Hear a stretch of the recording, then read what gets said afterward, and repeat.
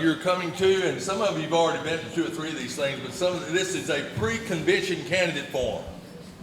And we're very, very honored to have these candidates here. The candidates, some of these candidates are statewide candidates, and now they know how big Texas really is. So you know, but again, thank you so much for coming tonight. First thing we always do whenever we have a meeting is we have a prayer. Senator Bob Hall, would you please give us where's Bob? Behind me? There he is.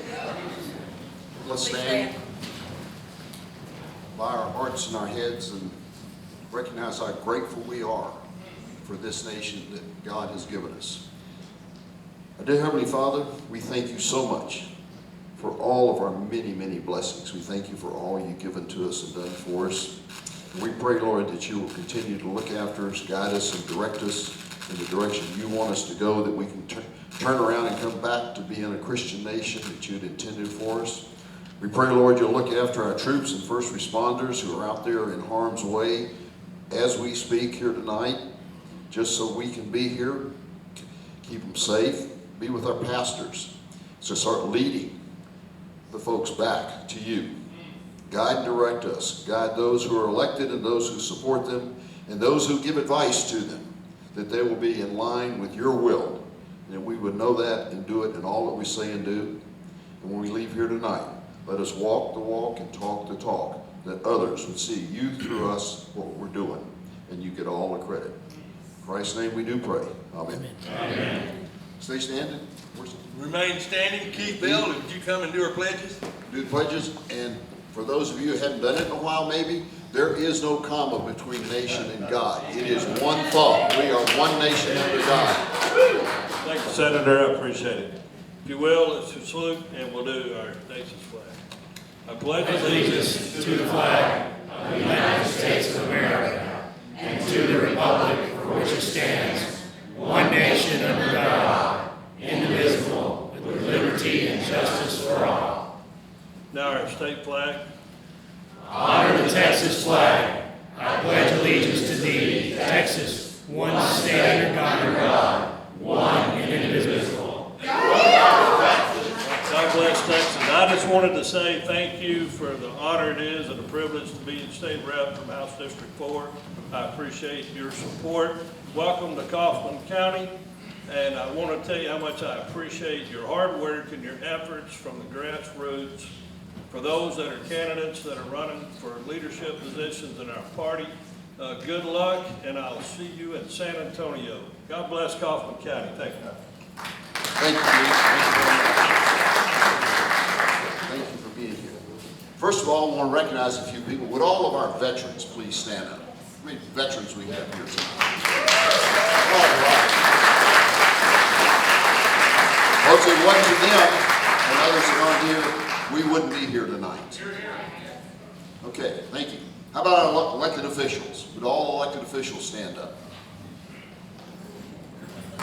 All right. Thank you guys for your service. We appreciate it very much.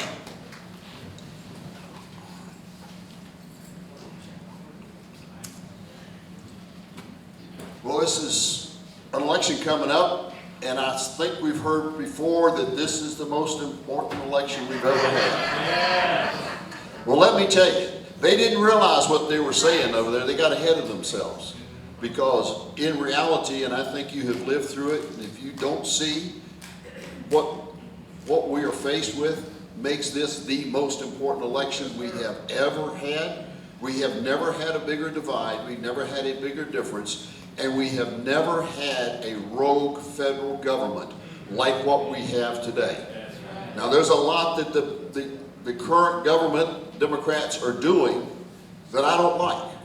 And I don't think you like it either. We don't like what they're doing at the border. We don't like what they're doing with our education system. We don't like what they're doing with the spending our great-great-great-grandchildren's money that they're now spending. We don't like that. I don't. But the thing that absolutely scares me to death is J6. A rogue federal government that is putting people in jail because they want to put them in jail. Raiding their houses with armored vehicles and armed personnel for simply being in Washington, D.C. And it's a Justice Department that has nobody oversight. No, there is no oversight. There is nobody to call in to fix that except a change in regime where we have a president that will solve the problem. It's going to get worse if it doesn't. So we have got to turn to for this election. We have got to have the cream of the crop, the best we can get, focused together and move forward as a party together that recognizes, now I'm going to say this, I am not one of the big tent people that think I don't care who comes into the Republican Party just so we get numbers in here. Don't mistake that.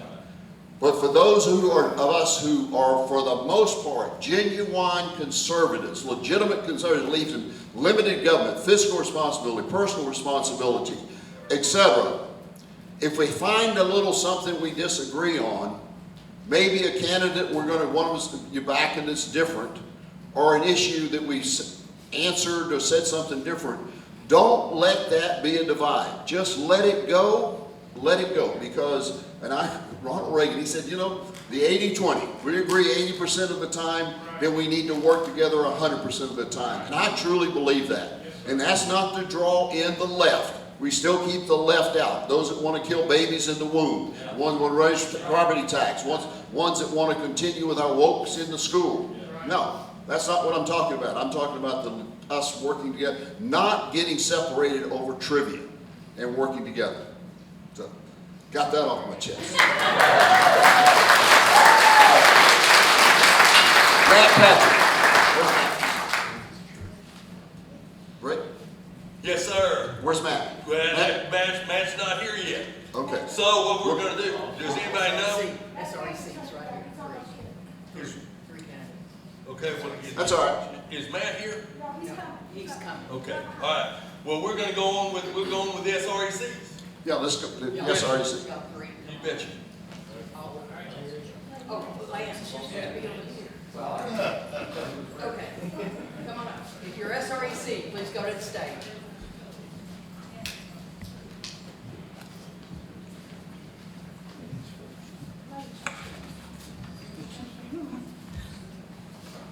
Ready, set, go.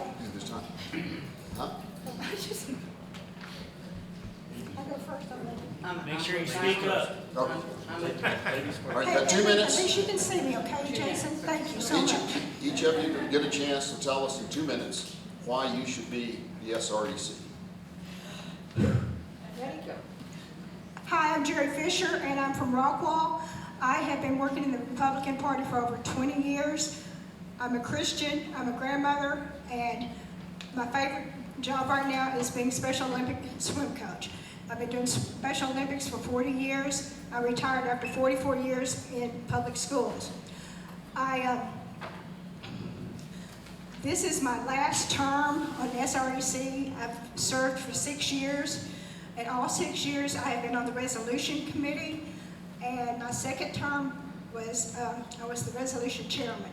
And then this past term, I was the partnerships and coalitions chairman. And what else? Okay, thank you. Lance? Don't go away, Jerry. Hang on.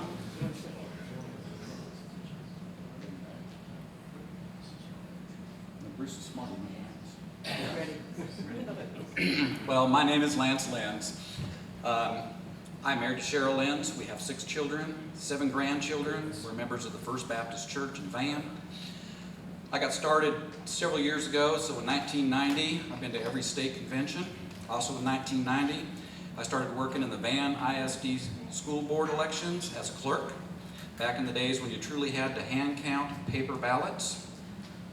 Since then, in 92 and 94, I ran for state representative. I did pretty well the second time around. I won Van Zandt County, won the early vote, and got completely flamed out from strong Republican districts in North Tyler and in Gilmer. In 1996, I was appointed the Republican County Chairman of Van Zandt County and have been happily serving there ever since. It's actually a great honor. Statewide, I've chaired 5 SD caucuses, 2 CD caucuses, nominations committee twice, presidential elector for Bush, national delegate, went and saw Clint Eastwood, and this other guy, kind of dude named Mitt Romney. I have a strong cybersecurity background. I've worked for companies like IBM, Rome, Mercy Ships, and more recently Encore on the grid side of things. I have a nuclear security background and banking security background. I think with my experience in the Republican Party, I would bring a great asset to SD2 with all the different elections and the cybersecurity side of things. I have a real strong desire to serve on the SREC. It would be an honor to serve you guys. I would ask for your vote. May God bless you. Thank you.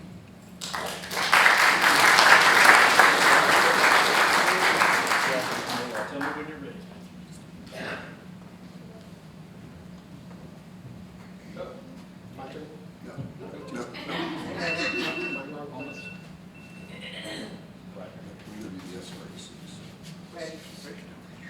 Good evening. My name is Daniel Hunt. I am the current chairman of the Henderson County Republican Party down in Athens, Texas. I don't know if there's a lot of people here from Henderson County or SD3, but I'm running for SD3 committee man to the SREC. I started my action with the Republican Party back in 1984 when I was 19 years old. I lived in Fort Worth, Texas, and I walked blocks for Ronald Reagan's re-election campaign. And I've been a Republican ever since. I'm a conservative Republican according to my wife, which is, I take that as a badge of honor. I have been active. I was a county chair in Johnson County for 2 years over in Cleburne, Texas when I lived there. My wife's work brought us to Athens, and I have been the county chair in Athens in Henderson County since January 1st of 2020. I have been to every state convention since 2004. I've been a national delegate. In 2012 with Lenz, we went to Tampa, Florida, and please don't hold it against us that Mitt Romney was the nominee. That's hindsight's a lot. So let's see. I've been attending SREC meetings even though I am not on the SREC currently. But I'll tell you a little bit about what I believe. I believe that our Constitution is the second greatest document that we've ever had, second only to the Bible. I believe it was divinely inspired. I don't believe there's any way that a bunch of men 18 to 33 years old came up with a brilliant document like that without the help of God giving them the info. It's a great document, and we've got to get back to following it. I believe in the Republican Party. I believe in our system, the way we come up with our rules and our platform and our priorities. I want to be a part of making sure those get done and making sure they're enforced. So I'm asking for your vote. If you are from SD3, I'm asking for your vote. I'm self-employed. I'm a private pilot, so I have the time and the ability to travel the 18 counties of SD3 and make sure I interact with my constituents and represent them properly. So I would ask for your vote if you are from SD3. Thank you.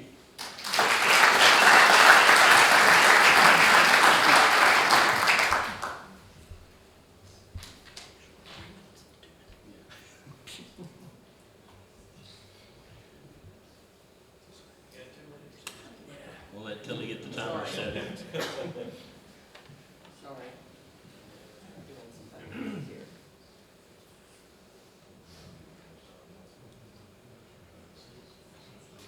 Sorry.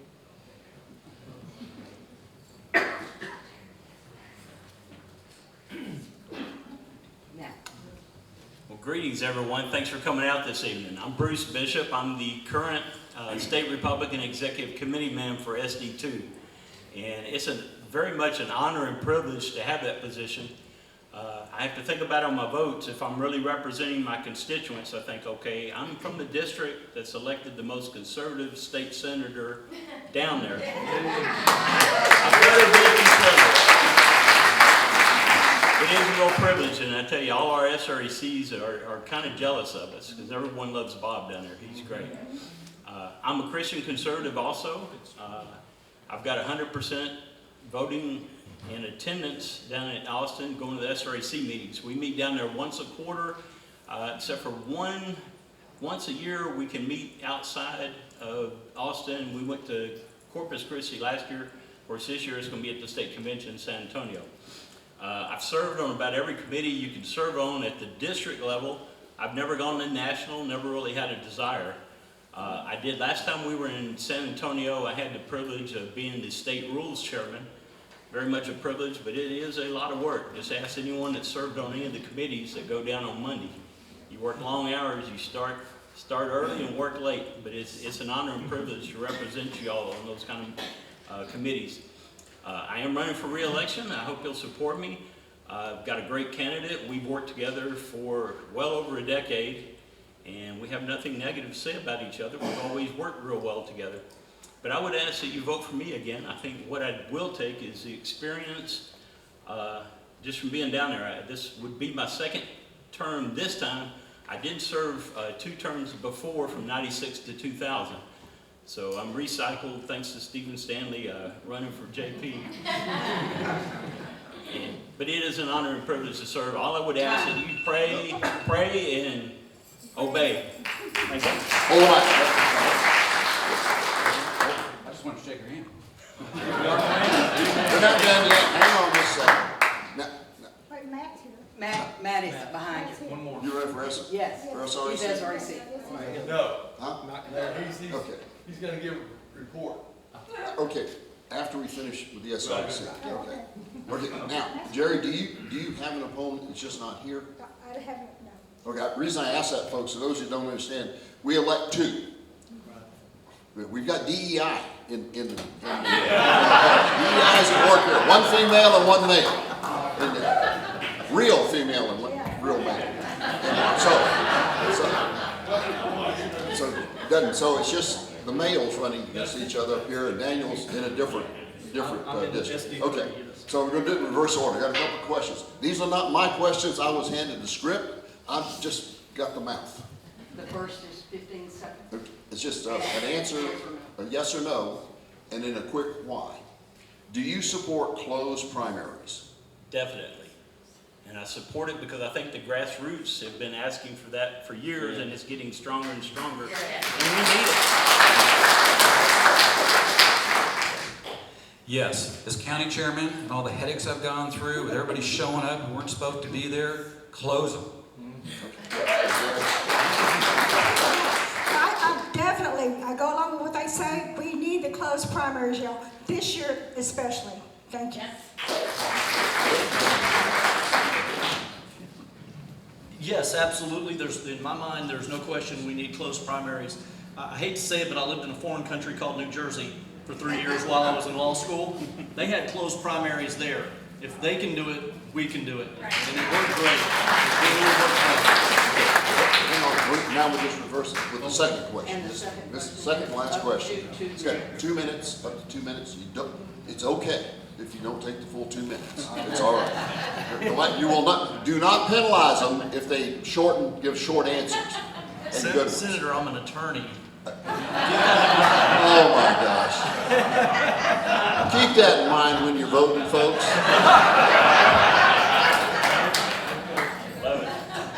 Do you realize how much better our legal system would be if we got rid of the attorneys? All right. Senator, you know what 1,000 attorneys are at the bottom of the ocean? You know what that is? Good start. Good start. A good start. That's right. Oh, don't get me started on my law reports. All right. With the population of Texas moving towards a Hispanic majority, do you have a plan to draw this population into the Republican Party of Texas?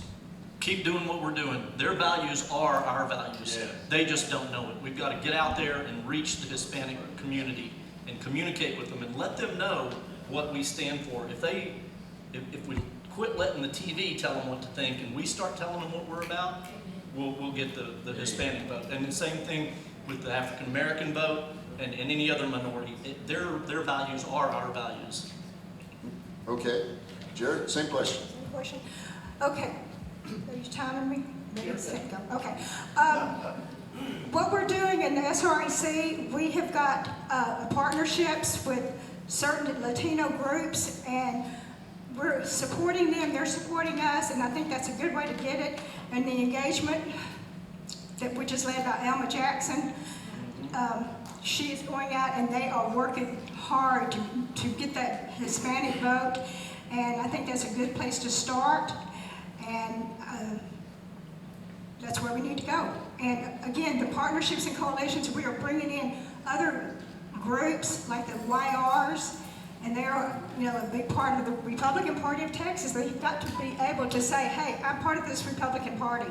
And that's what I'm so proud of the Once Again group, the Hispanic group, because they are a part of the Republican Party and they are working for us and we are working for them.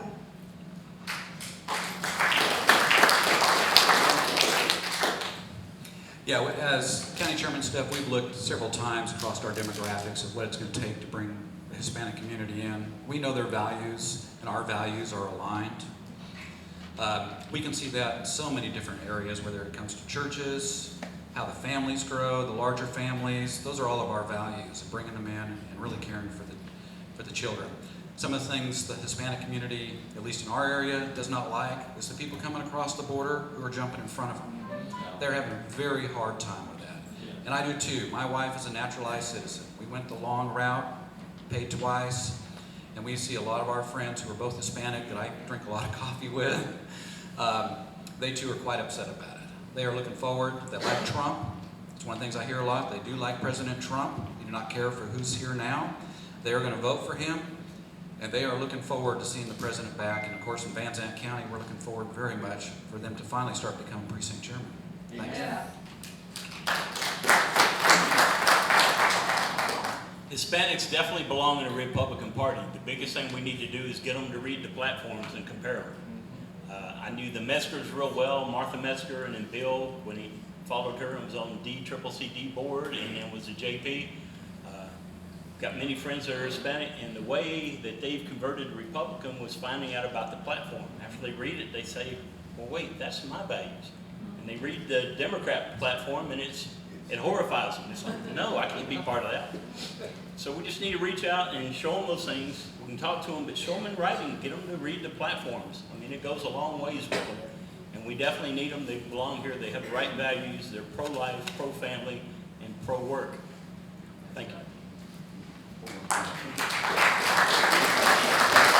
For those of you who don't understand what the SREC, they work their rear ends off traveling throughout the district. There are 31 Senate districts in the state. There are 2 SREC members for each one, and they go from county to county to county, just like I do, except they get paid less than I do. It's the only people I know that get paid less than I do. But they bring continuity to it, and they are your board of directors for the Republican Party. They are the executive board director. They meet quarterly down in Austin to talk about what's happened in the last quarter and what we need to do for the next quarter. It's a hard job, and you have to have people that are truly dedicated to moving the Republican Party forward and to the right. And so let's give them all a hand for being second into this round.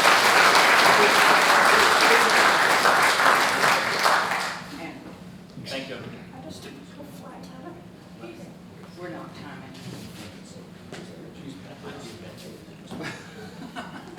You want to walk or something? Yeah, I will.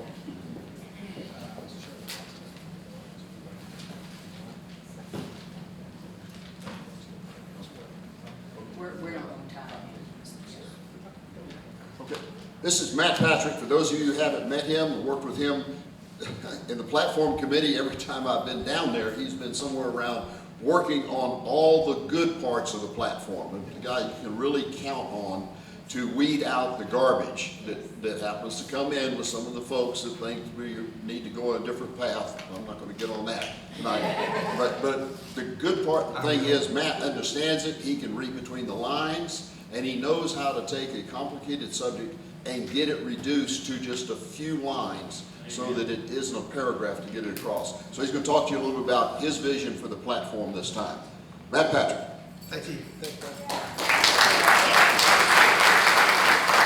Hi, everyone. Yep, I don't know if this is working, if you guys can hear me. There it is. Yeah, I'm on SREC and SD16, so that's all Dallas. You guys probably never heard of me. I'm kind of over that way. So I've been on platform. This will be my 4th time. The first time I was just committee member. The second time I chaired the subsection on constitutional issues. I was the chair of the committee last time, and Chairman Randall asked me to chair it again this time. We have shortened the platform up.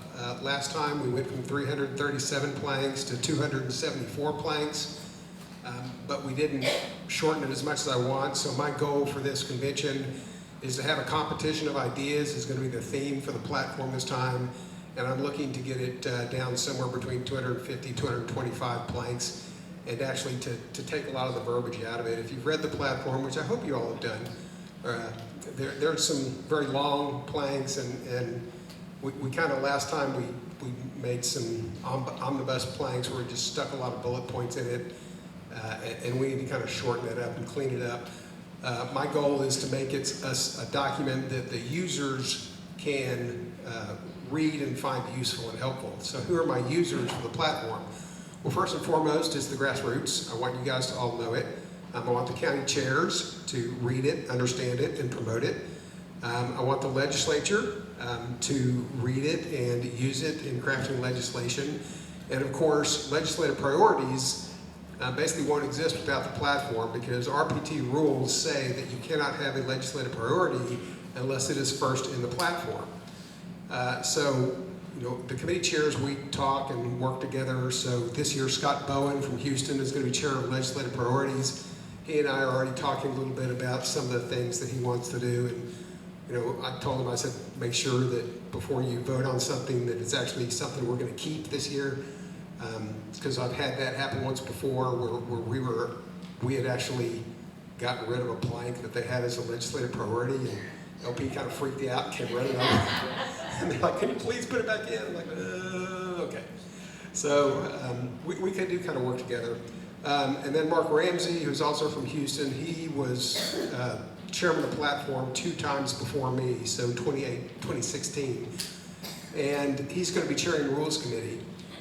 Mark and I have a great relationship. He's a very conservative guy, solid Christian, and he's chairing rules, and we're talking all the time because of closed primaries.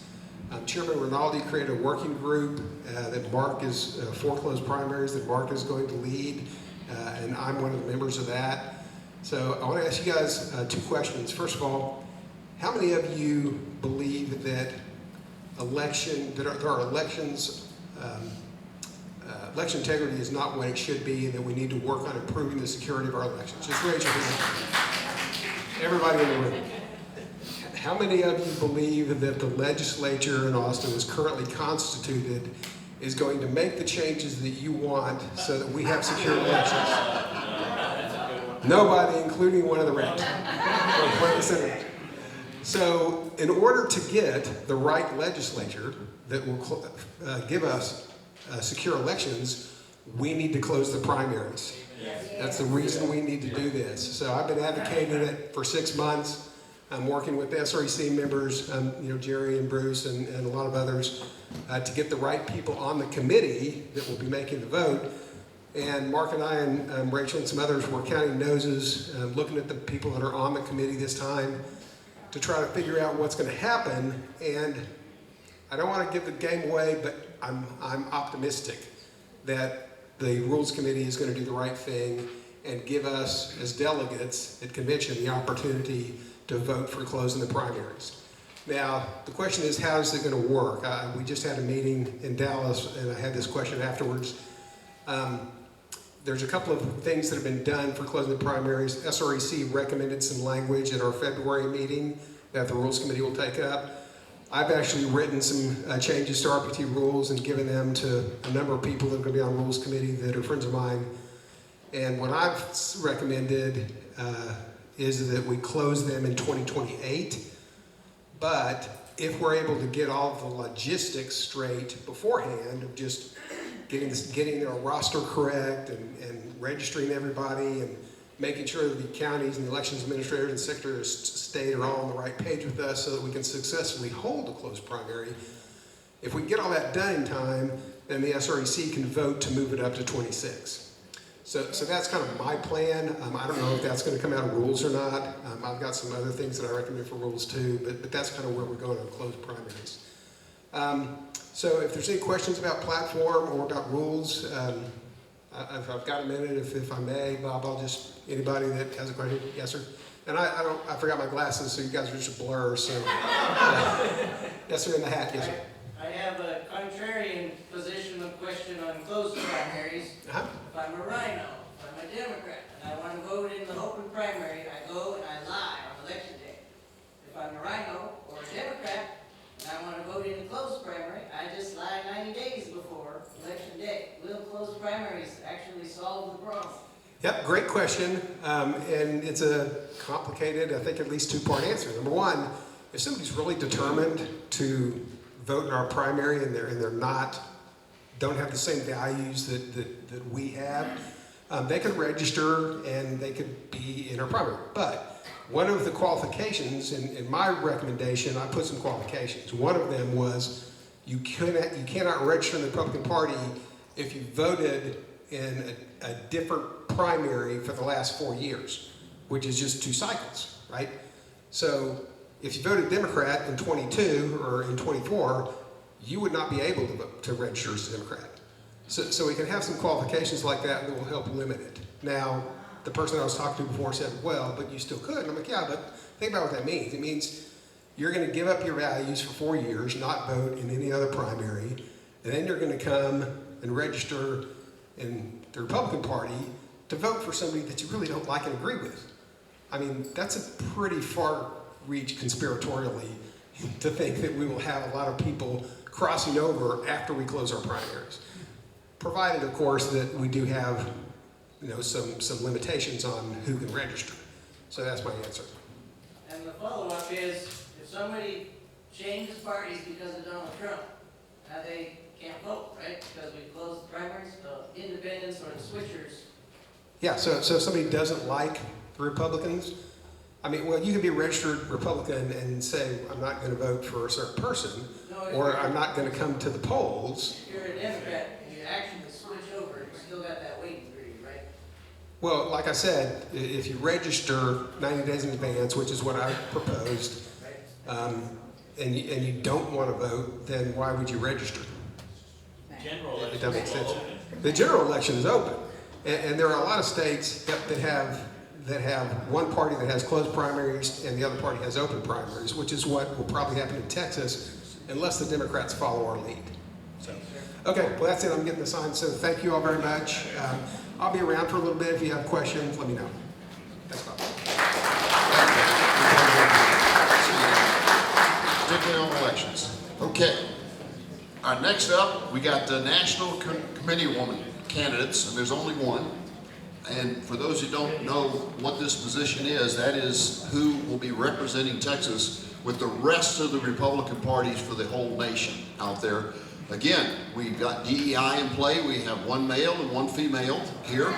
Robin Armstrong is the male, and don't believe anybody has stepped up to say they're going to run against him. So he's in it by himself, and right now tonight we only have Debbie here. So let you talk for 5 minutes. She said 30 minutes. I can talk all night if you want to. I could. Thank you very much.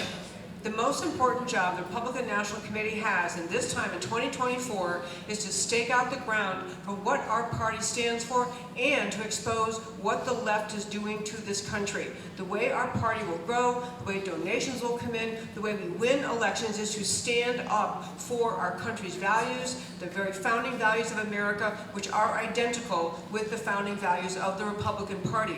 We need to claim that for ourselves. We're the only party in the ballpark of standing up for America as founded. And right now in 2024, Senator Hall made allusion to it a little bit earlier, we're watching the left take down this country. We're watching this year the destruction of freedom of speech, the criminalization of speech by political protesters, peaceful protesters, by doctors who dare to speak up and say, I really think ivermectin might help with respect to COVID, with lawyers who are losing their bar licenses and being prosecuted simply because they filed documents in the court that relate to the stolen elections in this country. What we're facing from the left is unprecedented. We cannot get out of this without a strong fight coming out of the Republican side of the aisle. So I'm running for RNC because I want the RNC to lead the charge in that effort. The RNC has basic jobs, put on the convention every 4 years, finalize a platform, raise money, go to different states, help them find candidates, work with candidates, all sorts of perfunctory jobs, important jobs, administrative jobs though. And those jobs I could easily handle, as could most of you. Anyway, almost anyone could handle those jobs. But the singular need at the Republican Party at this time is to have a voice given to the masses in America, not just Texas, but the grassroots across this country that are watching what the left is doing, and they're waiting and waiting and waiting for someone to do something, to say something, to call out what the left is doing. The RNC needs to be a voice like that. They need to stand firm and strong with conservative values. And as just one example, election fraud, people keep talking about, massive problem in this country. There was one statement put out about a year after the 2020 election, which basically said, there were some things weren't quite right, but we can fix this. A statement by the RNC. And then 2 years later, because of massive pressure, finally put out a lengthy document where they recounted all the reasons we should doubt our elections in this country and said, eventually we got to get around, we probably have to get to eliminating machines and try to get to paper ballots. It's a timid reaction. I would love to have the RNC, for example, put out statements about what is happening to the January 6th prisoners. Yes. We used to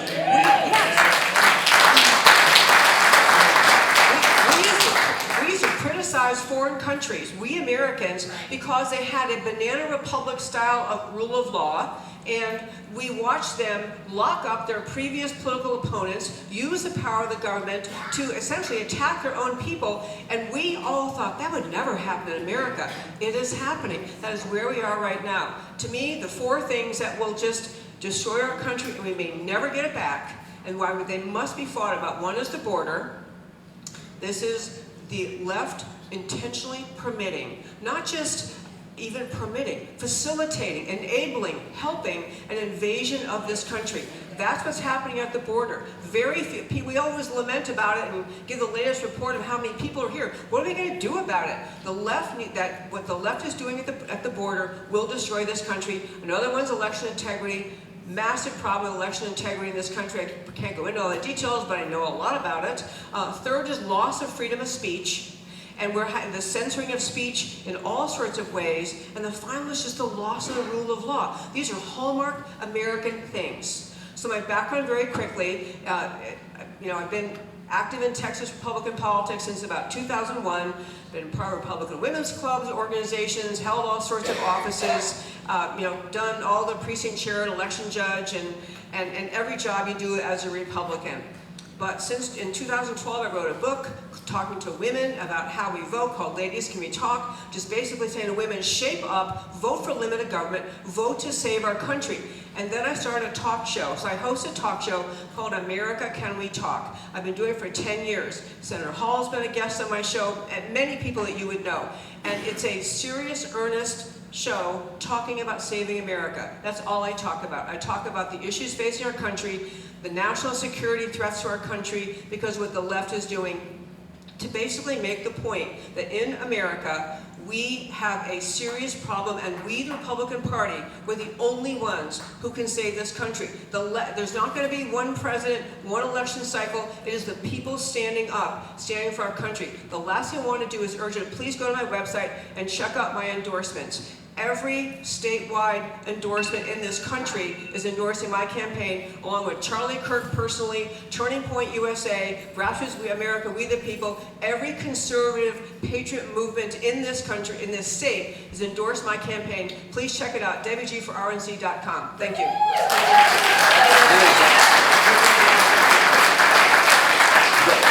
one quick question for you. What do you see as the two most important things that you will be working on to help change the Republican Party nationally?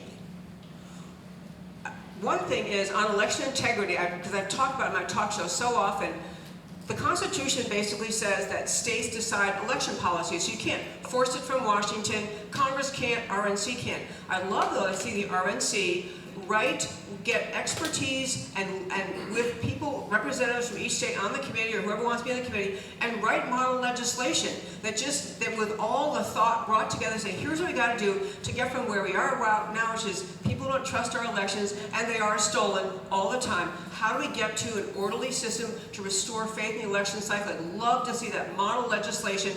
And the other thing I'd love to see, the left puts out, the Democrats put out talking points endlessly, and every left-wing media echo chamber in this country just repeats them. Well, on our side, we could be the source of the weekly talking point and put out, for example, climate change. On my talk show, I've had endless experts on climate change. Here's a little secret: there is no emergency. There is none, and yet we're about to give up our freedom. So just get on a roll. Be the one talking point of the week. I already have a massive list of the podcasters across this country. Have it be like every time someone turns around, wow, is someone saying the same thing? Take control of the narrative by being outspoken, by putting the talking points out ourselves. Thank you very much. Give her a big hand, folks. Don't you make a great national committee woman? And you need to start watching her podcast, America Can We Talk? Thank you.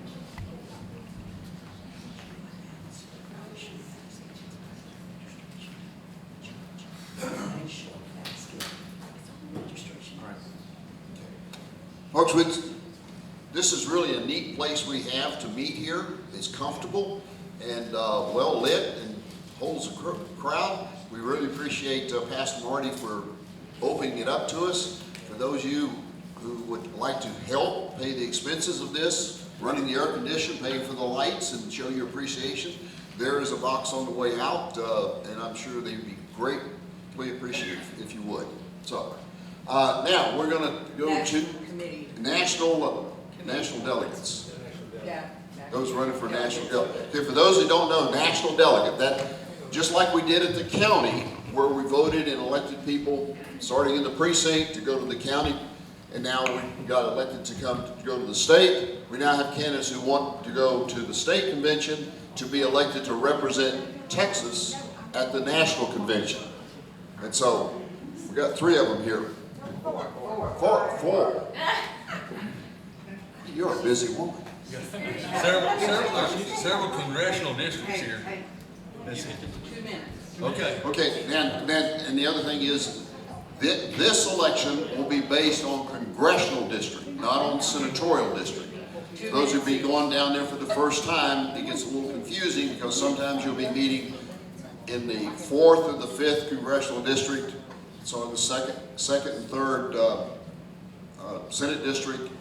Anyway, pay attention, but these elections will be held in the congressional district. So, Ready? I'm Ray Myers, and I'm running for national delegate. I have the number one first responsibility in national delegate is to go to Washington, D.C., not Washington, D.C., but to the convention and vote for President Trump. You know, he won the first time. He won the second time.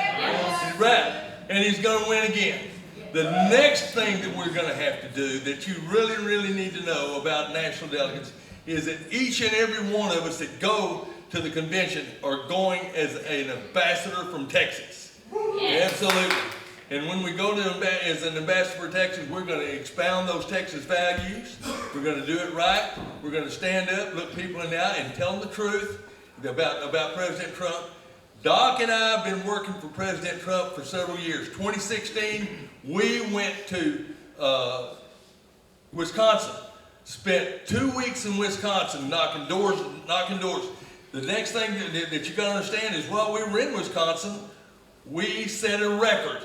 Most door knocks, most personal contacts of any other group that's ever been to Wisconsin, including the Wisconsin people.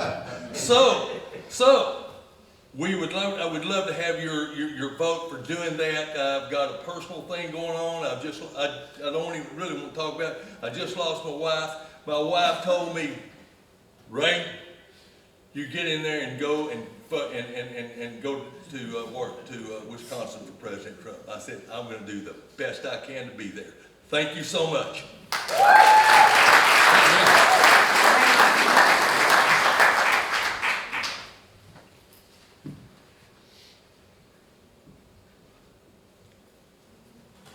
Okay. You ready? Ready. My name's Dwayne Collins. I think most of you know me as Doc. I would appreciate your vote to go to the National Convention in Milwaukee, Wisconsin. Ray touched a bit on it. We have our push cards with our bios. I think most of you know what we've done for the Republican Party. We'll have them hopefully at the state convention so you can read our bios. But I want to talk to you about representing Trump at the National Convention. And the reason that we would like to go, we have been part of the Mighty American Strike Force. So has Kay Hall, so has Tilly, several of you in here. We have been deployed to different states. We went to Louisiana, we went to the Iowa caucus, we went to Georgia when we tried to elect those Republican senators there. Didn't get it done because it was corrupted elections. We went to Wisconsin. As Ray said, we set the record there for most voters contacted just prior to the general election. And Ray and I would like to go back. Why? Because we're going back there again. Wisconsin, we won it the first time by 28,000 votes. Biden got it the next time by 22,000 votes. It's dead heat in Wisconsin. We need that state. We want to go back and renew old friendships and set the plate, because we're going to take another 20 or however many Texans that want to go with us back to Wisconsin, and we're going to knock doors for Trump, and we're going to win that state one more time. Yep. So we'd appreciate, Ray and I would appreciate y'all's vote. Thank you.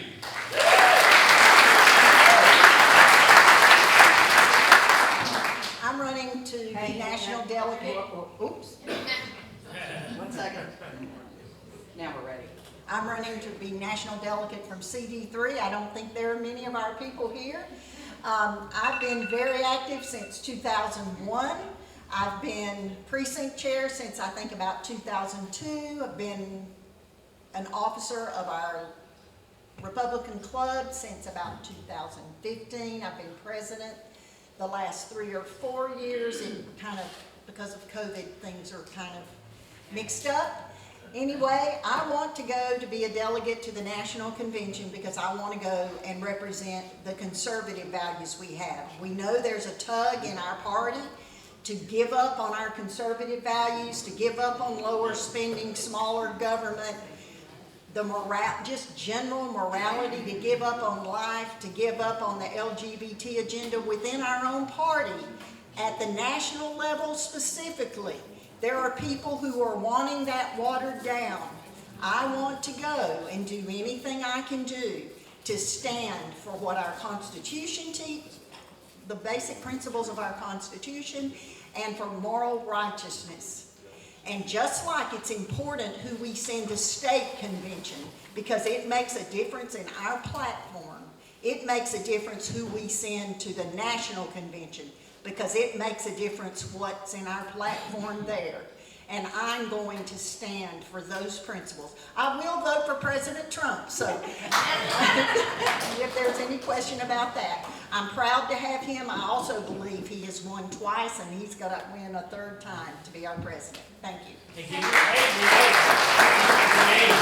Oh, my name is Mitzi Money.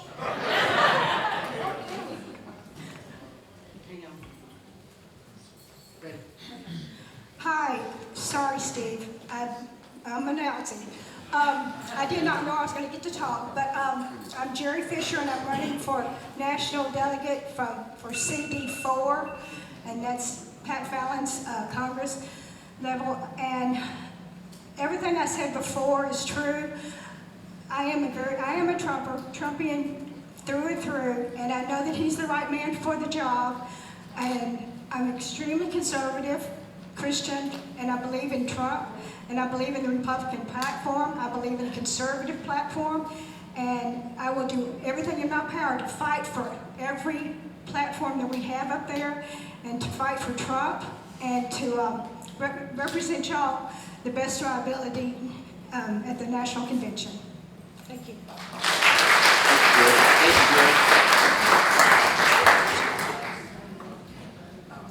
right. For those who don't know, these folks are not running against each other, because we will have from CD 5, there'll be 3, place 1, place 2, and place 3. And there will be primary and there will be alternates in there. So they're not running against each other in this case. And now, for vice chair, this is interesting. For those that don't quite understand, again, we got DEI in full swing here, because first of all, we decide who the chair is going to be. And depending on whether it's a male or a female, then only the opposite can run or can be elected to the vice chair position. And so some are running and may get wiped out with the initial election, but anyway, we'll let them tell you about it. Hello. 2 minutes. Hello, I am Dorinda Randall, and I only have 2 minutes, so I'm going to talk as fast as Debbie Georgatos. So, it's already ringing. I'm already out. So, I was just lectured by a friend of mine that is supposedly here that I didn't put these on your chairs because I've almost ran out again. I got them ordered yesterday in Harris County, and I had to fly down here, and I've already got some. And so anyway, if you want one, I'll give you one. So I am Dorinda Randall. I'm running for precinct chair. We've been doing a lot of these lately. But anyway, I have ran campaigns from Congress all the way to school boards, school bonds, everything that you can think of. When I believe in a person, I put all my energy into that person, and I run their campaign to the best of my ability. I've had a lot of wins, and I've had a few losses, not very many though. So what I have done is the people that have endorsed me, I've worked for them, and I've worked on their campaigns. Oh my gosh. And I've got their endorsements. I've got Senator Bob Hall's endorsement, Attorney General Ken Paxton, Senator Angela Paxton, Debbie Georgatos. I was on Debbie Georgatos' show as one of her leading ladies, and that was so much fun. I ran a club that I grew the club to over 500 by doing things that were different. I know how to bring engaged voters in. That is the #1 goal for me, is to work on election integrity, but also to get new voters in. We have a lot of African Americans that are looking at us for the first time, because there's a lot of cray-cray going on the Democrat side, and that's not their values either, and it's not the Hispanic values either. So we have an opportunity right now to really turn it up, to really get good people in office, and we have a huge amount of conservatives coming in. That's very exciting. I've got Brent Money has endorsed me as well, and we have a lot of that. And then we have Laura Trump has come into the RNC. She cleaned house. Guess what? That was their first day to make record numbers of money. So we are going to do that as well.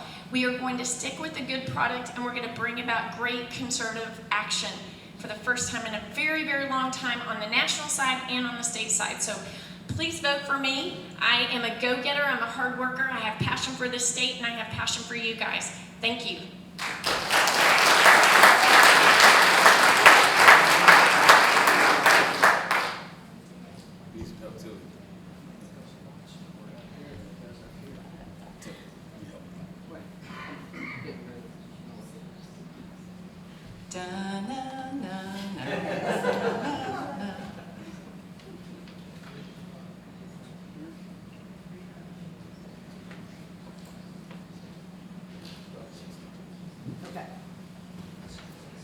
Hello everyone, I'm Rachel Hisler, and I live over in Anahuac, which is the birthplace of the fight for the Republic of Texas independence, and it is also a very swampy area, and so I am not afraid to be in the swamp. I've also previously lived in the Austin area as well, so I am very familiar with that area, and I'm not afraid to go in that place and clean house if we need to.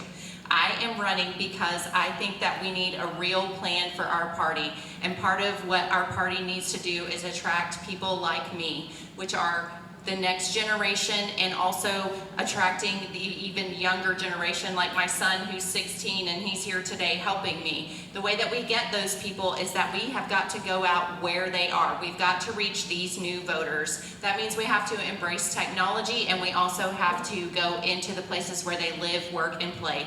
The next thing that we have to do is engage voters. And by that, I mean they need to understand how and why they need to be involved in their local level government all the way up, because local is how we are going to fix the problem that we have in this nation. It starts with local. And when we start to do that, what's going to happen is that our party is going to align, because we have all agreed on the standards and the values that we have as a party and the standard that we expect our elected representatives to live up to.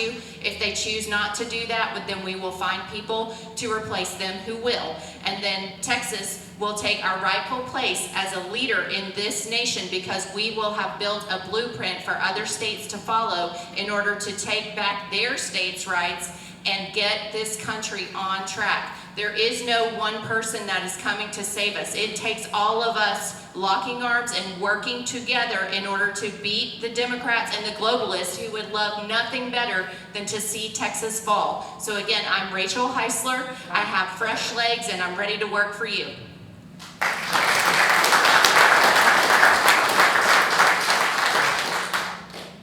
Ready, set, go. Hey folks, I'm David Stein. Thanks for being here. I'm currently the county chairman in Smith County. I was just elected for my 3rd consecutive term, serving that, and I appreciate the opportunity. I'm also vice president of TRCCA, which is the Texas Republican County Chairmen's Association. We've traveled the state training county chairs on how to do their jobs, running the primaries, and also running their conventions. So I'm going to get right to the plan. I'm going to get right to the blueprint. Here's what I think that we need to do and deploy. Number one, as a party, as a state party, we have got to raise money. We are woefully underfunded, which is why we don't have the infrastructure in place that we so desperately need. By raising money, what it allows us to do is to create the get out the vote effort that we need, the ground game. We need less tweets and we need more feet. We need people on the ground who will get out and do the job of registering voters and getting people to the polls. We need poll watchers and poll workers. We need a database that we all can use year-round, not just during election time. We get it from the Abbott campaign, we get it from the Cruz campaign, but we need something that is the RPT we can control year-round and that you, as the feet on the ground, can use. We need to re-engage with some of our partner organizations. They've already got feet on the ground, and we need to utilize those resources that we have available to us. We need training. We used to have staff at RPT who went around the state training people on these things. We don't have them anymore because we don't have the money to fund that. And so the last thing we need to do, folks, we got to unite. Primaries are over on the 28th. Let's unite, let's get together, let's elect Donald Trump, let's elect Ted Cruz, and everyone else down ballot. Finally, as a vice chair candidate, so you know I need a female candidate to win. That would be Dr. Dana Myers. However, if a male candidate does win that race, under no circumstances will I change my sex or identify as a woman.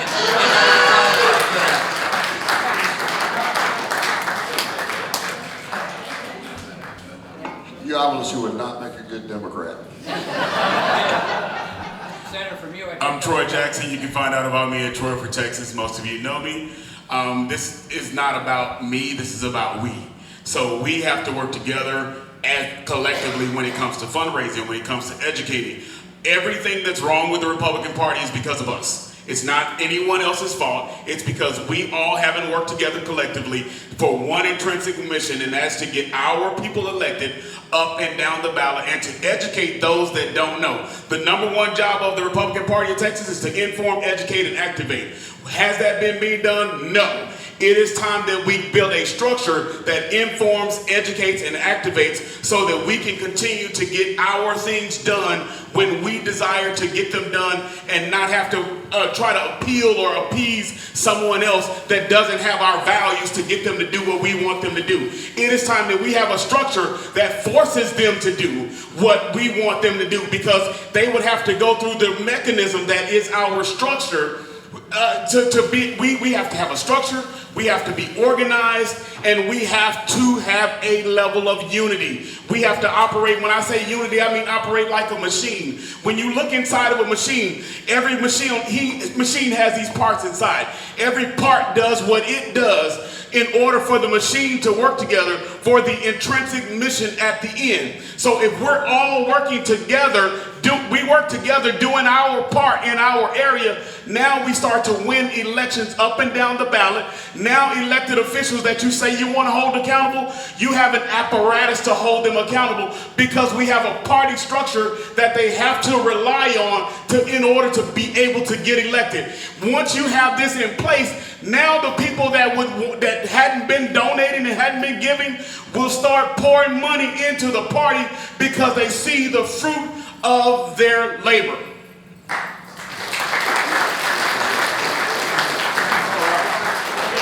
I got 3 questions for you. We'll just take them. 2 minutes. Okay.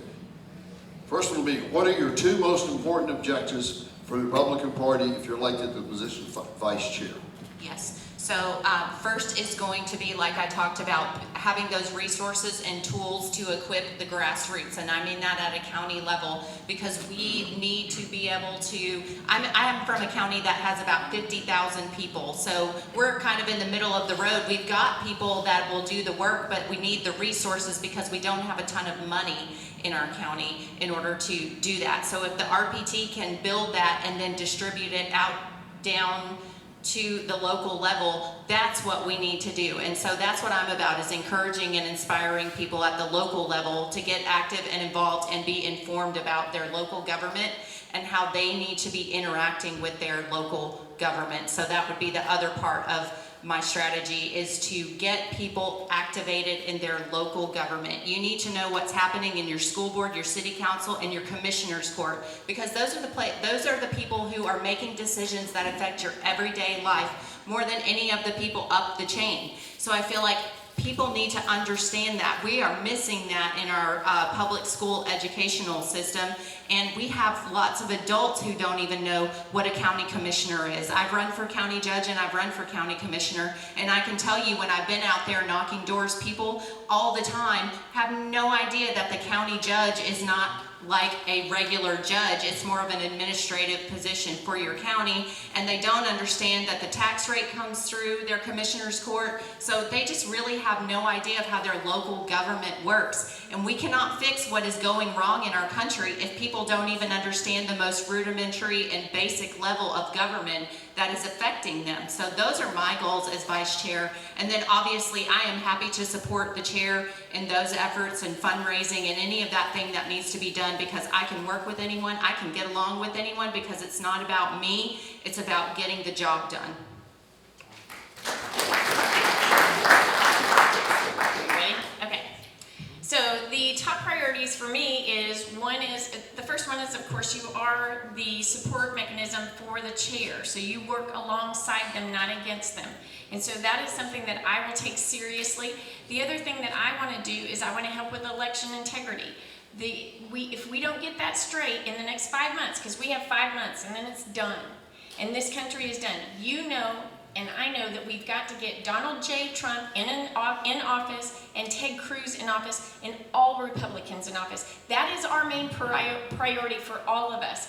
And the thing that we need to do to make sure that happens is to focus on election integrity. The other thing that I have done really well is engaging. I engage with people to get them to the polls. I engage with people on what's going on in the Republican Party. For one thing, on the local level, 60% of your tax dollar is on the local side. And she's right. People just don't even know that. And so we have got to get that taken care of so they know how important local elections are. I can tell you, as a precinct chair for 11 years, one thing that we did is we did vote when we went block walking, and I've organized hundreds of block walking, and I have done voter registration, phone banking, all of that fun stuff. But the other thing is that what we did in Harris County is where I'm from. I was from Collin County, and whenever we went and saw what was going on in the school boards, we decided, you know what? We've got to get in there and we've got to do something about it. So we set a goal of 50,000 houses that we would block walk. And guess what? We overturned 3 school board members. And you guys all know, because you guys are active, school board is really tough to move. Then we saw that success, we did it again, got another 3 in. So we are majority conservative in Cy-Fair School District, which is awesome. So that's the kind of success that I want to help orchestrate for the people that are on the fence and that they can get involved with their precinct chairs. I want to help the precinct chairs get more motivated so they stay inspired, so they get more people to the polls. Sing! Thank you. So when I started... One second. I was trying to cheat. I was going to try to go ahead. Ready?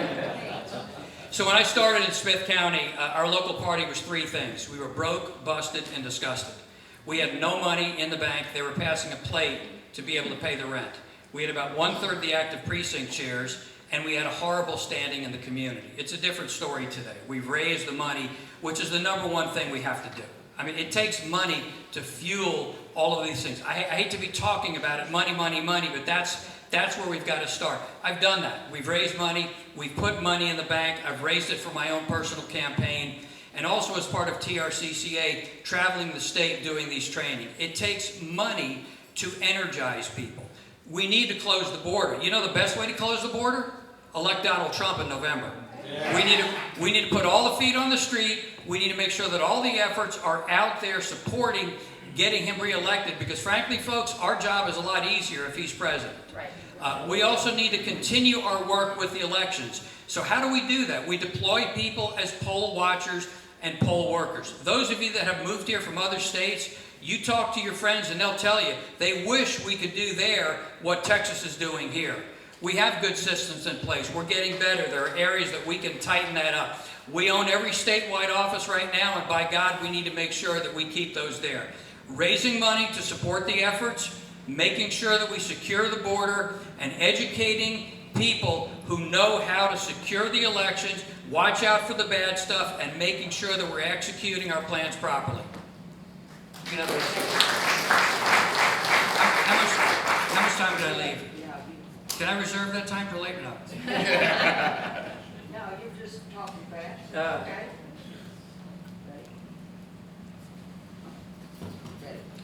Our Constitution is made holy for a moral and religious people. The problem is we're not seeking out those moral and religious people. See, yes, we need money, but if we touch the hearts of those moral and religious people, where money doesn't work, we can put those boots on the ground and those feet to work. Because what happens is you touch them where it touches their heart and their feelings, and they understand that your liberty is at stake. And when people in church and people that profess to be believers understand that their religious liberties are at stake, they will get up off of their rear ends and they will get to work in the streets however you need them to work. But we have to go to them and make them understand the vitality that's in them, that they still can do this, that there's still some life left in them, and that they cannot quit in this season. We have all of these millions of Christians that are not voting, millions of people that say they're people of faith that are not showing up to the polls. They're not block walking. They're not doing phone banking. They are not involved. Why are they not involved? Because they don't know what is at stake. Why do they not know what's at stake?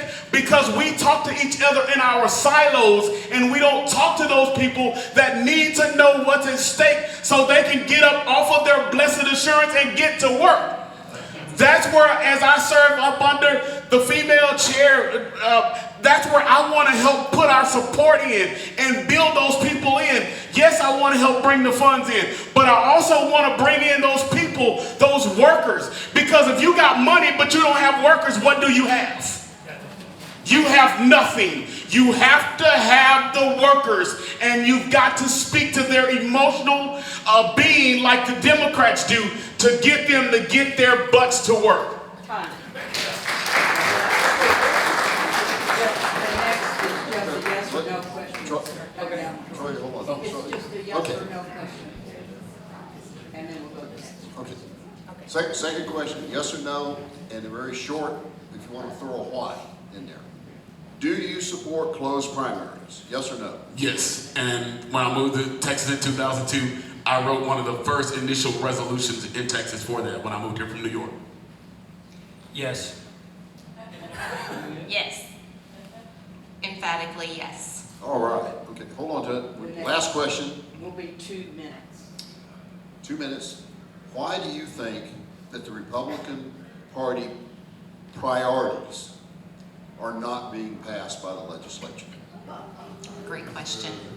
So one of the things that I think we need to get taken care of is taxpayer-funded lobbying. I forgot to tell you at the beginning of my spiel that I am endorsed by one of our favorite conservative fighters as well, is Mays Middleton, Senator Mays Middleton, and that is one of his #1 issues as well. That's the first bill he files of the session, is to ban taxpayer-funded lobbying.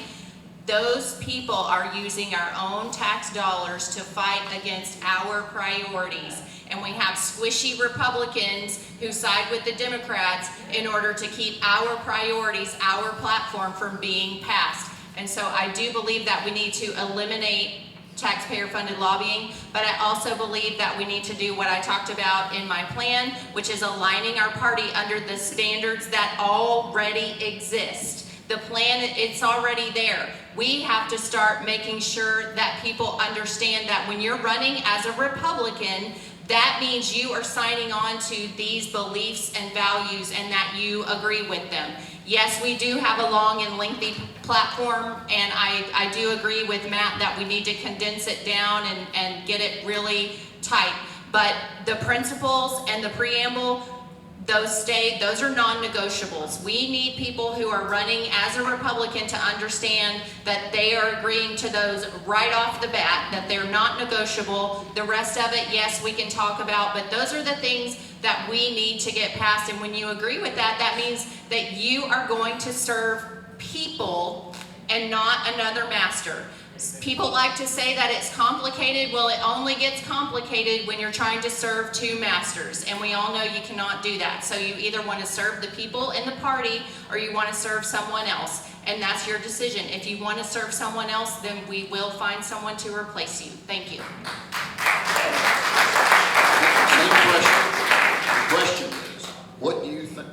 Why do you think that the Republican priorities have not been passed by the legislature? I do think that it's outside forces that are influencing our state legislators. I mean, all of us have block walked for these people. We have given our hearts and souls into their campaigns. We have put our trust and honor into them, thinking that they're going to go there and do what we've asked them to do. And then we get let down and kicked in the teeth whenever we find out, no, they didn't vote on it. And every single session, it's mainly on the House side, but every single session they go, well, we just didn't have time. We ran out of time. That's not true. And, you know, I think the speaker actually holds off on bills that are controversial to give our House members cover. And so the thing is we've got to stop that. And the great thing is that we all busted our butts to get really good people in office that are coming up. We have about 14 that are going to be in there. That is fantastic.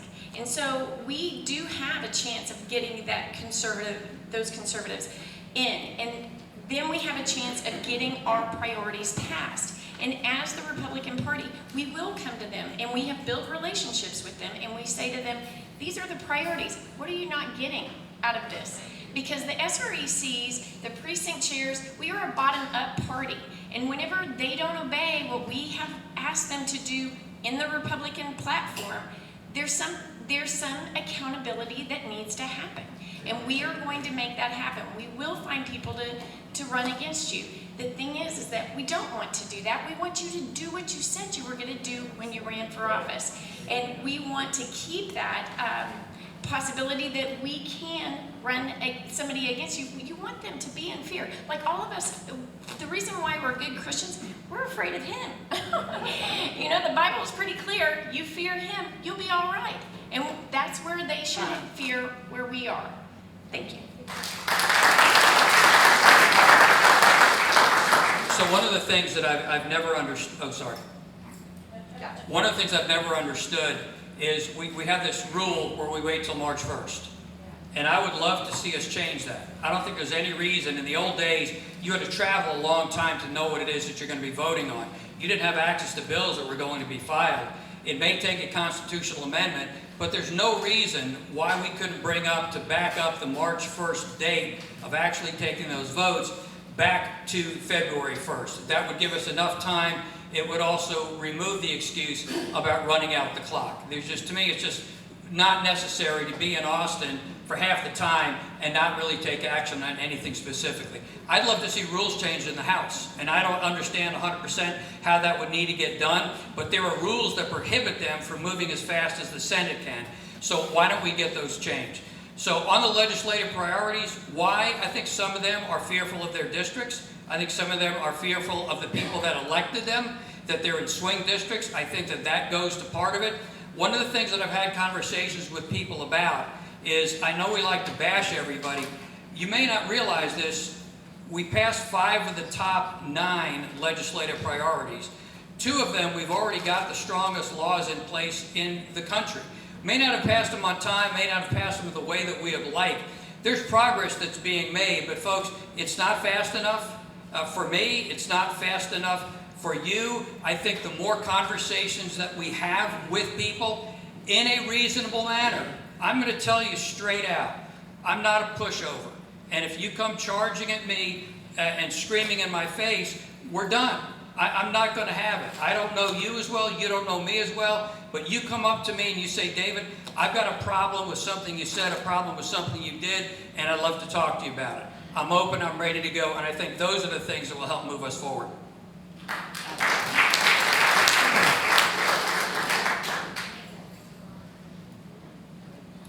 I'm going to have to disagree with my fellow candidates up here today, because in order to get things done, like I said before, you've got to have a structure.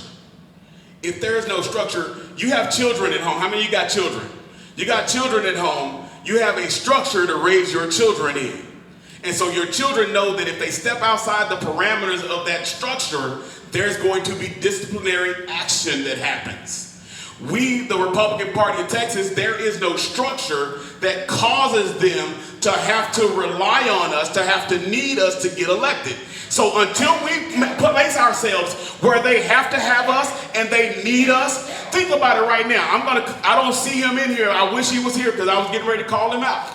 Representative Keith Bell, who I know, he doesn't even respect you enough to stay for the whole meeting. He came in and did pledges and he's gone. Why is that? Because there is no structure that causes them to want to stay in front of you to make sure that they can garner your support. We have to make sure that there is a structure that makes them do what we need them to do while they're in there. Where there is no structure, this is what happens. People run amok. Children run amok. There has to be a structure that has disciplinary action results, and for the legislators, that would mean that that structure can get them to a place where they don't get the votes next election cycle. I caused my mayor in DeSoto to lose her votes in my precinct. I did that intentionally to make a point. And so if we do this precinct by precinct, she had never lost in my precinct. She called me. She's a Democrat. She called me, wanted to know what I did to cause her to lose her election in my precinct. She didn't lose the election across the board, but she normally won my precinct by 78%. She only got 6 votes. All right. Look, there's your candidates for vice chair. Candidates for chair will come up. You got to make a headliner for the evening.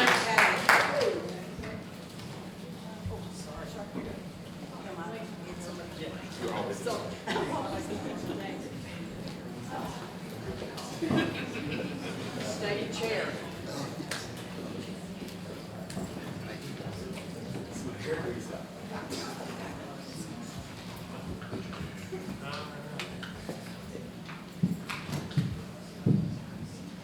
This is 2 minutes.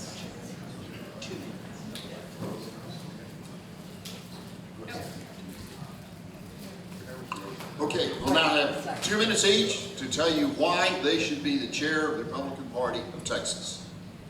Hi everybody, my name is Dr. Dana Myers. I am currently your vice chairman. I've traveled over 120 counties in the past 2 years and given countless talks, as well as training precinct chairs, county chairs across this state, making sure that we have the tools and technology given to them so they know how to light up their areas and make sure that our message gets out to every single voter in their district and their congressional district. I've also trained election workers and poll watchers because, as we've all discussed up here, and I can go into it much longer at a different question, the election integrity is going to be our #1 priority going into the November election. As has been said multiple times in multiple forums by all of us, we are going to have 5 months after this convention to make sure that we send in basically the special forces for the Republican Party of Texas who know exactly what they need to do to get out the vote, make sure we register voters, that our message is clear, and that we are supporting Senator Cruz and Donald Trump to get in office. There's absolutely no doubt that we have to put everything forward going to that. In personal life, I'm a retired trauma surgeon, so I don't scare easily, used to a whole lot of drama and a whole lot of pressure. The other thing is that I have built and sold companies in my real job as far as building medical manufacturing and bringing medical manufacturing back to the United States. I've also developed companies and sold them overseas, so I have the ability to fundraise. Probably the proudest title that I wear is mother, and I've had a difficult pregnancy and almost lost my child, so I'm very much a pro-life person, and I will fight till the end, as well as closing the primaries, pro-Second Amendment, pro-free speech. I'll answer any questions afterwards, but that's a little bit about me. Please go to drdana4tx.com. You can learn everything about me that I've done for the party over the years in elected positions, Harris County. There's push cards on anything, as well as the 2 years, especially working election integrity and border security as vice chair. Thank you.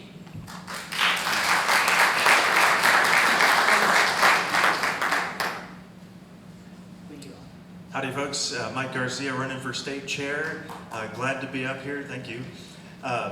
I'm from the Rio Grande Valley originally, but for the last 20 years or so I've lived behind the Iron Curtain in the People's Republic of Austin. So don't hold that against her.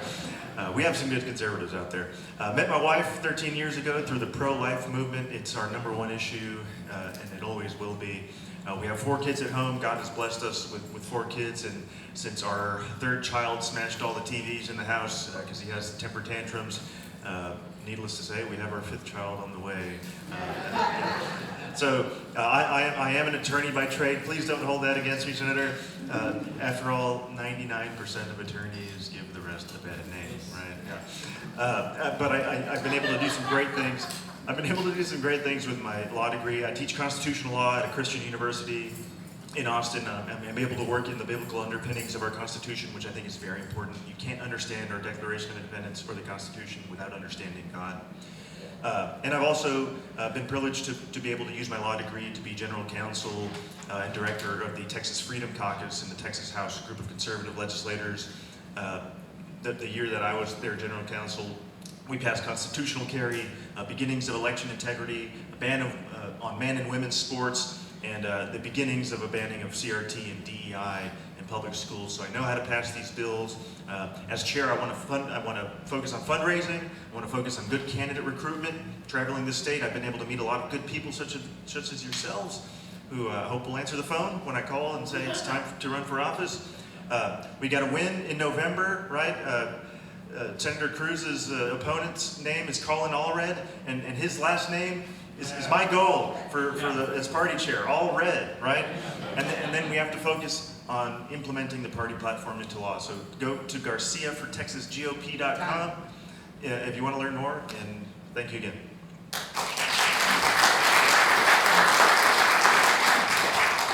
Well, good evening. For those of you I haven't yet met, my name is Ben Armenta, and I'm running for chairman of the Republican Party of Texas. When I announced, I got a few phone calls, and people were saying, "Why are you running?" You know, we have every statewide elected office is a Republican. We have control of the House and the Senate. It feels like we're in pretty good shape. I said, "Well, your vantage point is all off. And you probably aren't volunteering enough in your county, because we ended the last calendar year with $300,000 in the bank account. We have 4 paid staffers. In the meantime, George Soros is spending $3 million in Harris County. He's spending $2 million down in the Rio Grande Valley. The last time I checked, billionaires didn't become billionaires by throwing away their money. He's expecting a return on that investment because he expects to win. Let me give you an example. This last nonpartisan election cycle we just had over the last week or so, the Republican Party of Texas endorsed 27 candidates across the state of Texas. 27. And we won 8.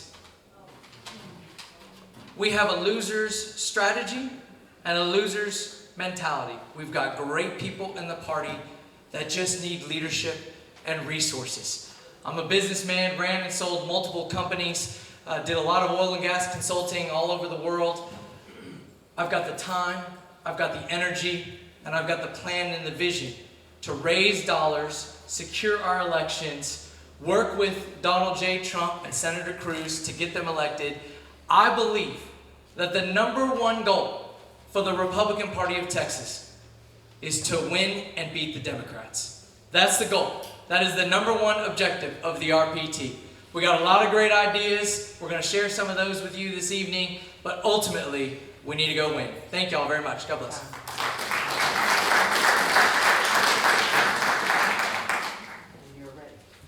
Well, ladies and gentlemen, I'm Weston Martinez. I'm pro-life, pro-gun, pro-family, pro-Israel. Most importantly, I'm pro-Texas. And I'm the biggest Trump supporter in this race, and I've got Trump's #1 man in Texas, our Ag Commissioner Sid Miller, is one of my key endorsements. I know you'll know exactly who that is. We've also got Patriot Academy founder Rick Green as one of our key endorsements, and other folks that we'll be announcing, like Ted Nugent, and some other good folks like my wife of 25 years and our beautiful 5 children. I've got 5 children, 3 boys, 2 girls, no twins, and I'm not Catholic. If you're from West Texas, we're not Mormons either, just Baptist TV in the bedroom. And we're excited about what's going on in the state of Texas. We've only got one shot to save the United States of America, and it's a place called Texas. And when I worked with Project Veritas to get the woman arrested to make national news out of San Antonio for voter fraud in Texas, we worked with Ken Paxton's office to work on the fastest arrest in the history of Texas. You see, folks, you can't secure the border, and you can't beat George Soros if you don't secure the elections. I have been for securing the primaries since Mitt Romney was running for president. And whenever they were trying to tear down the Alamo, you asked Ray Myers who was down there before anybody. I was. And we stopped the liberals from tearing down the Cenotaph and tearing down the Alamo and turning it into Disney World. But we've got a shot to make Texas better. And that's what we have to do. That's why recently, just yesterday, I announced not only have I been talking about moving the party to a building that we own instead of spending almost $300,000 a year in liberal rent in Austin, but moving it to places like Williamson County where we can get volunteers engaged and involved and stop placing ourselves in a position where the DA in Travis County can sue the party. We have to do that. Senator Bob Hall and I were there the other day when we did a video together talking about the fact that we can do right now. We can get the Secretary of State to eliminate the waiver, to close countywide voting, to go to precinct level voting right now before the November election, and we can do it without the legislature's assistance. I'm Weston Martinez. God bless you. God bless Texas.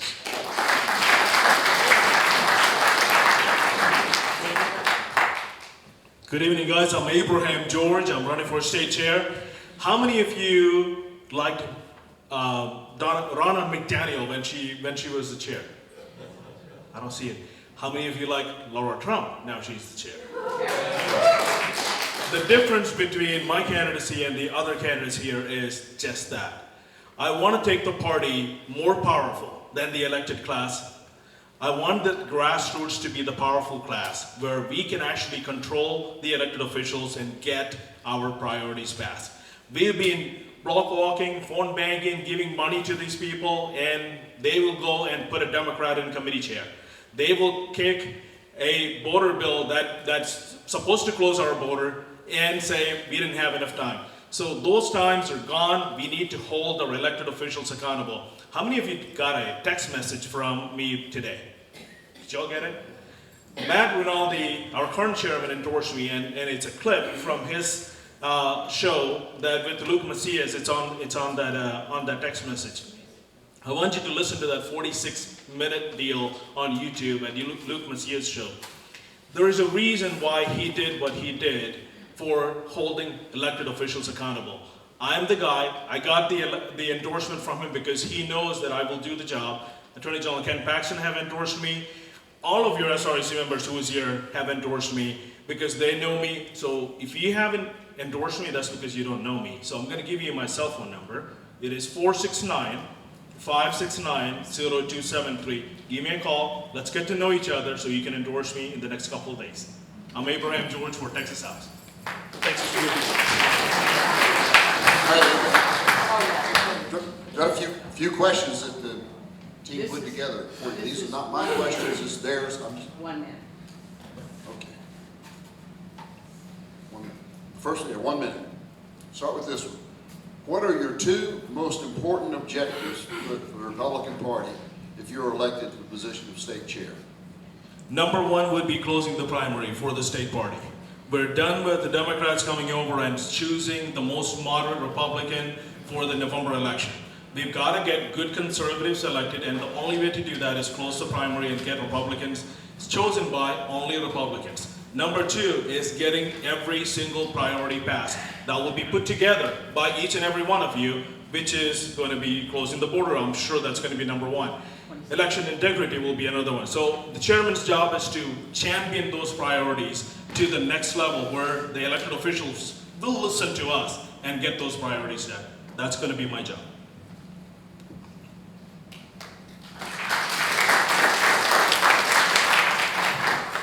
Folks, when you've been working hard to secure voter fraud for as long as I have, you know that there's things we have to do. And like I said earlier, I've been for securing the primaries since Mitt Romney was running for president, because we know that people are just crossing over to vote for that guy. But we also know that if we don't get rid of the machines, get back to paper ballots with sequentially numbered actual receipts that we can know who we voted for, they're going to continue to steal our elections. Ladies and gentlemen, we know that even the scanners that are being used currently aren't even allowed to be used based on the patent. Y'all know that we only have an election day in our Texas Constitution. We don't have early voting. This guy's an expert at teaching us just to follow the laws on the books, right? Well, why don't we follow the laws on the books? Why? Because we got too many rhinos that we're feeding. You see, folks, we have to wake up and recognize that we have to unleash the grassroots, make sure that we are doing the things that we need to do to equip you to be able to take back Texas and hold these people accountable. And that's what I'll do as Weston Martinez's chair.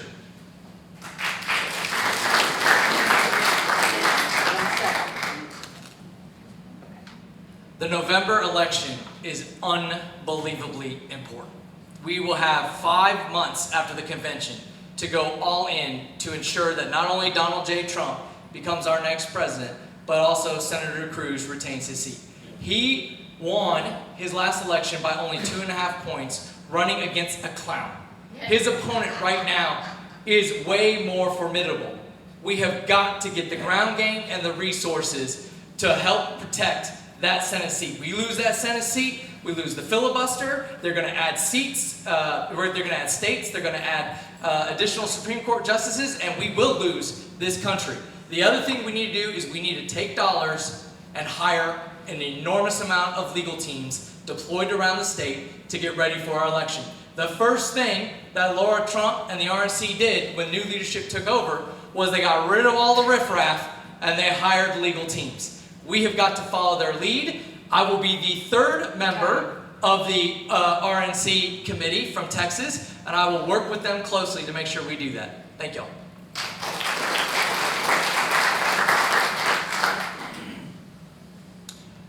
I'd have to agree with some of my colleagues here.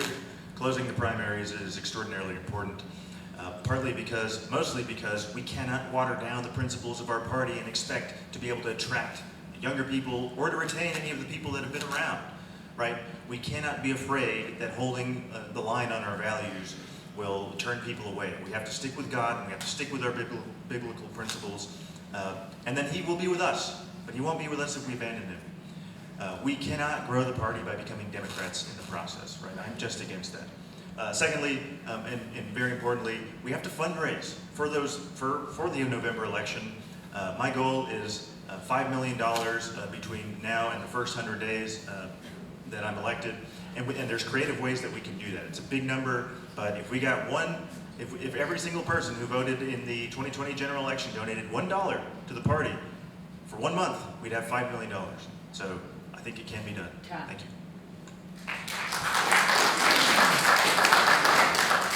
two priorities for me are election integrity, and that includes closing the border and making sure that we have only U.S. citizens voting, which we can do in a short period of time.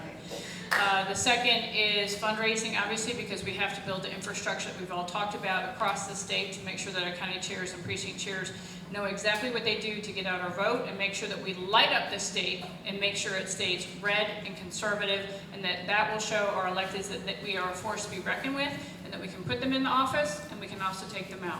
So those things are a combination.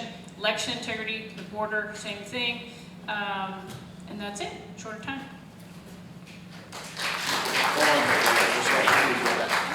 Okay. Thank you. Next question. 2 minutes. Okay, we have 2 minutes to answer this. Some leaders in the House have put together a document called Contract with Texas. It's led by Brian Harrison, Nate Schatzline, and now Mitch Little, and the others that have recently won, on good government principles of what they need to see changes in the House so that more conservative legislation can get through. I think each of you have read it, you've seen a copy of it, and the question that they want you to ask is there any item in that you disagree with, and will you work to help influence the House, other Republicans, to sign on to it? No, I've read its entirety and I agree with it, and I will absolutely work to get people on to sign it. Okay. 1 second. 2 minutes, right? Yeah.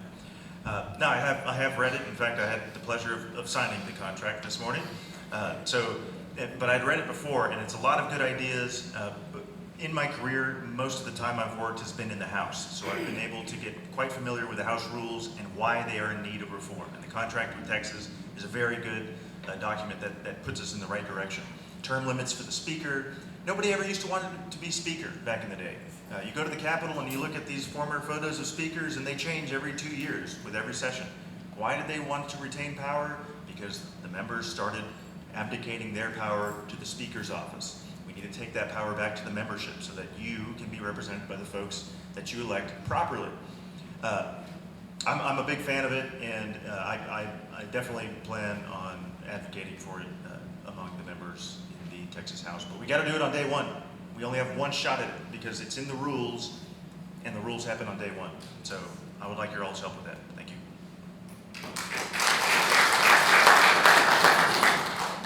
I'm very much in support of it. Anytime an elected official wants to make a commitment to their constituents, I'm in favor of that. It's important, and I think all the items that are outlined in there are key. But I just want to take a step back and talk a little bit about what's happening here. You see, the government is by and for the people. And when we elect those representatives, we are lending them our power. And we are telling them that they have permission to go to Austin or the Commissioner's Court or to DC and to wield it responsibly based on our needs. Well, what's happened is that those representatives all go there, all 150 go there equally on day one. And then they go and pick the Speaker. And in that moment, they take all that power and they horse trade it away. Over the last 50 years, the rules of the House have slowly but surely given more and more power to the Speaker. If you read that contract, you will see that it does not say what those representatives are going to do. It just says what they expect the Speaker to do.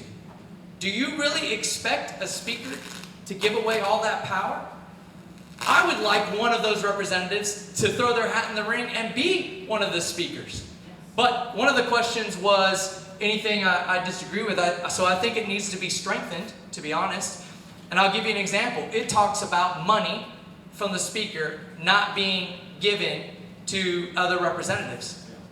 In the world we live in today, I am actually more concerned about the money from the representatives going to the Speaker, because that is how they are trading away your power. Thank you.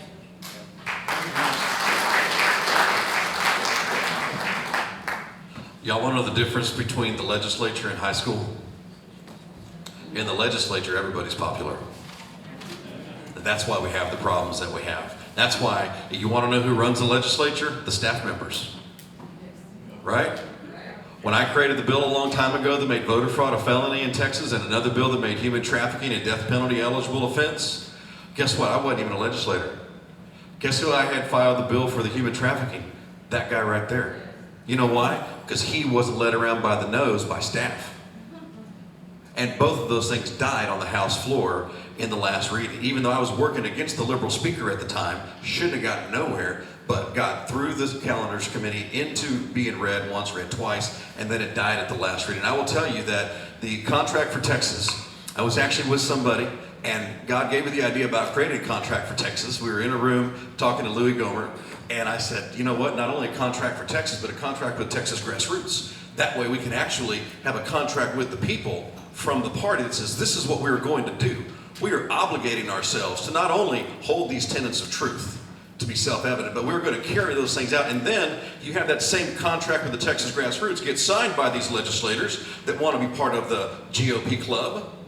And then you take that same group and you create a contract with Texas and you get them to sign on and say, at this percentage, I will vote, sponsor, or support legislation for these things. And then you can move things forward. Y'all want to know why Florida moves legislation forward fast? Because that's the way they do it over there. I didn't know that, but my friend educated me about that once I told him about the idea that I had organically. And in that situation, that is how we can actually hold these people accountable.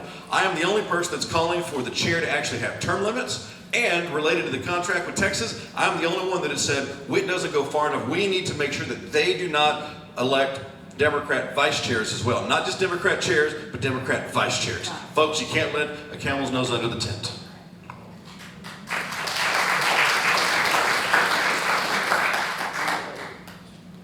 Contract with Texas is one of the wonderful things that happened in the last 30 days or so.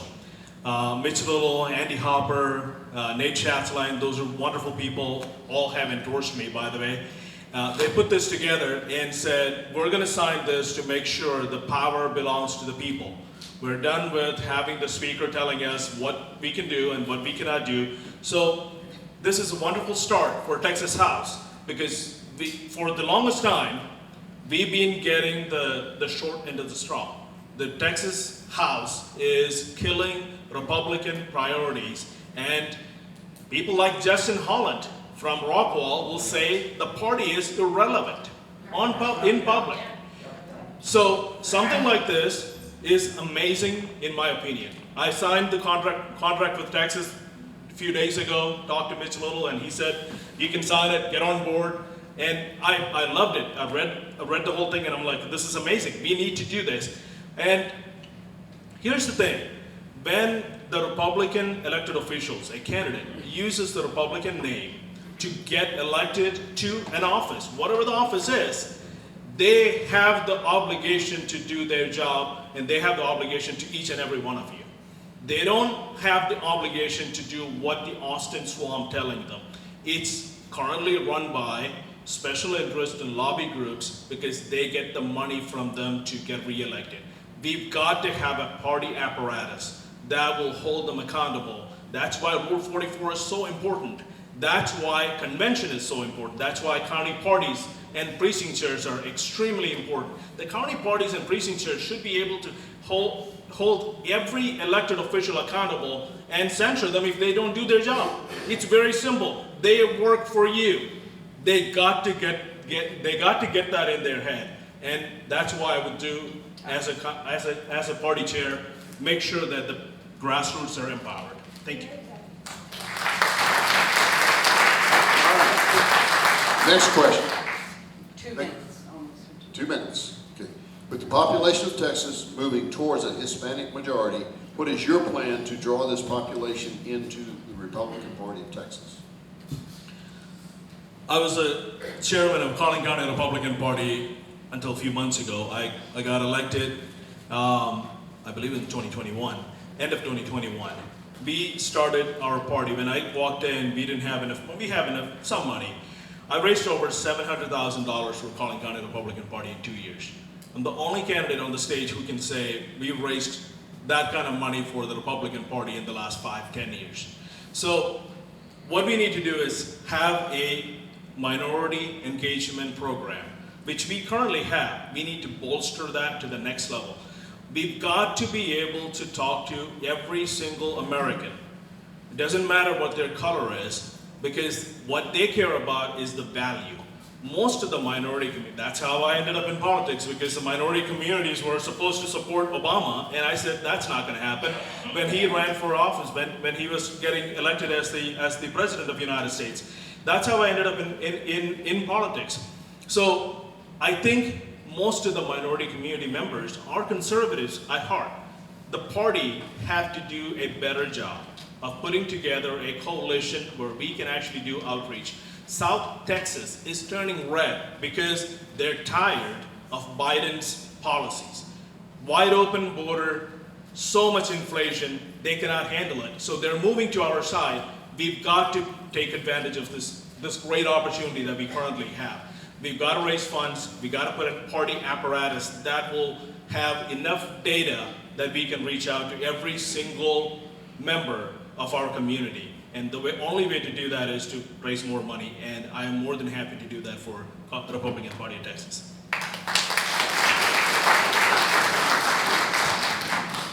Wouldn't you wait just 1 second, please? WestonWorksForYou.com.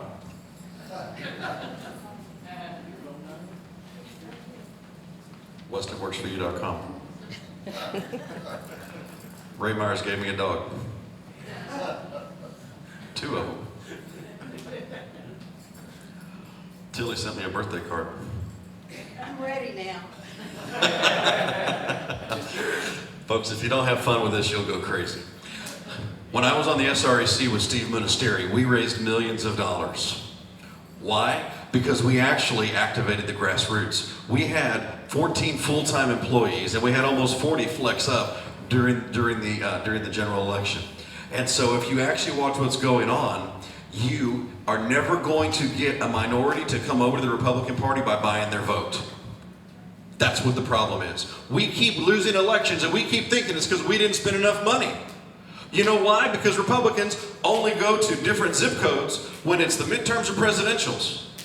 But when their property taxes are eating them alive, we're not over there talking about it. That's why I've been sponsoring property tax protest seminars around the state, because it's one of the things that is so political and non-political at the same time, that we can actually unleash the grassroots with a weaponized conversation that they can talk about.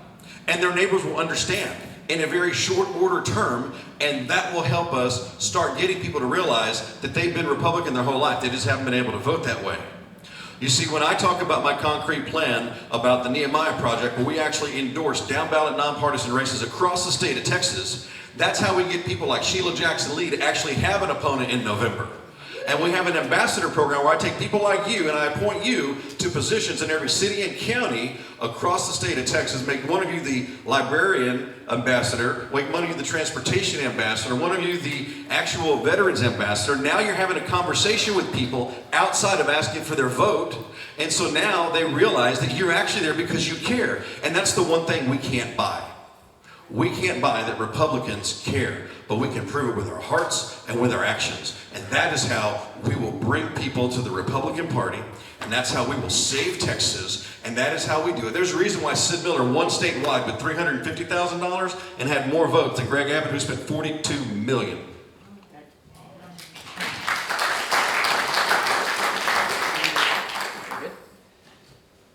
No candidate up here has the amount of experience as I do with community outreach. I serve on the board of Hispanic Republicans of Texas, and I lead our outreach all throughout the Gulf Coast and down in the Rio Grande Valley.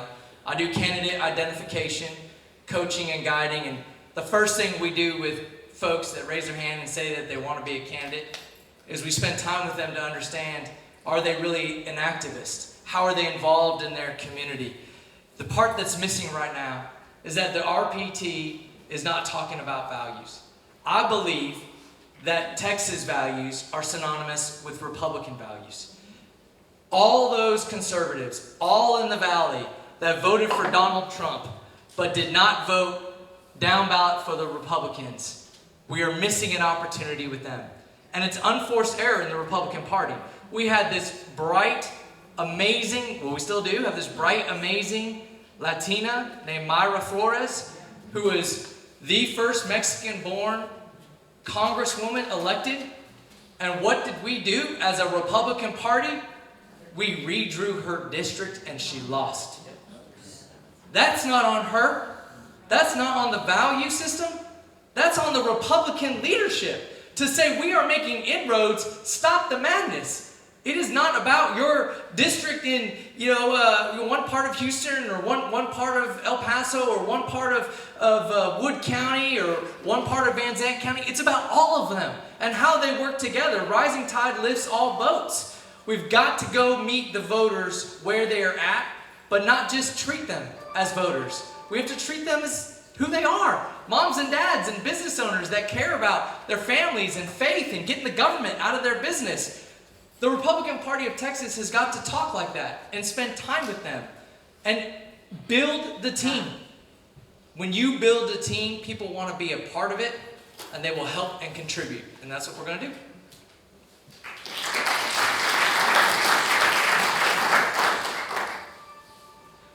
So like I said earlier, I grew up in the Rio Grande Valley, and I will admit we grew up in a Democrat household, even though we were conservative. And when I started paying attention to politics when I was about 16 years old, I started realizing we're not really lining up with the way we're voting here. Of course, I wasn't voting yet. But I remember coming back from college, and it's shortly before my grandmother passed away.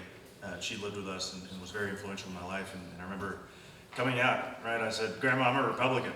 And she was shocked, right? She was like, "No." I said, No, you don't understand.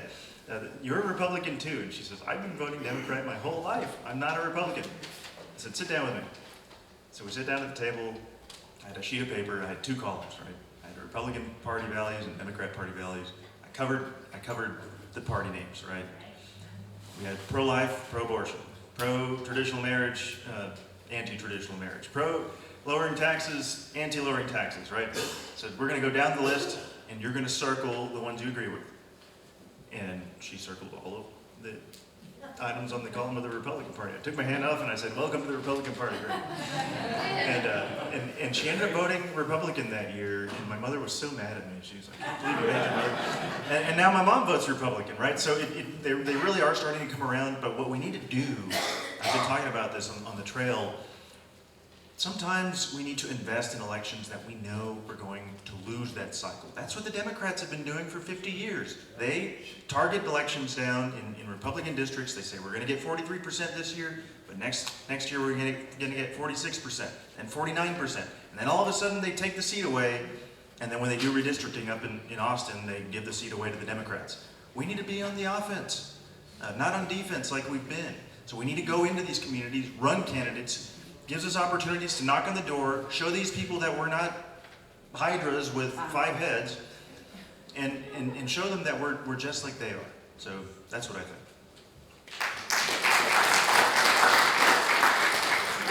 Thank you for that question. One of the first things I was actually volunteered to do in Harris County when I got involved in the local party 10 years ago was actually co-chair of engagement. We're one of the most diverse counties in the state, down in the Harris County Fort Bend area.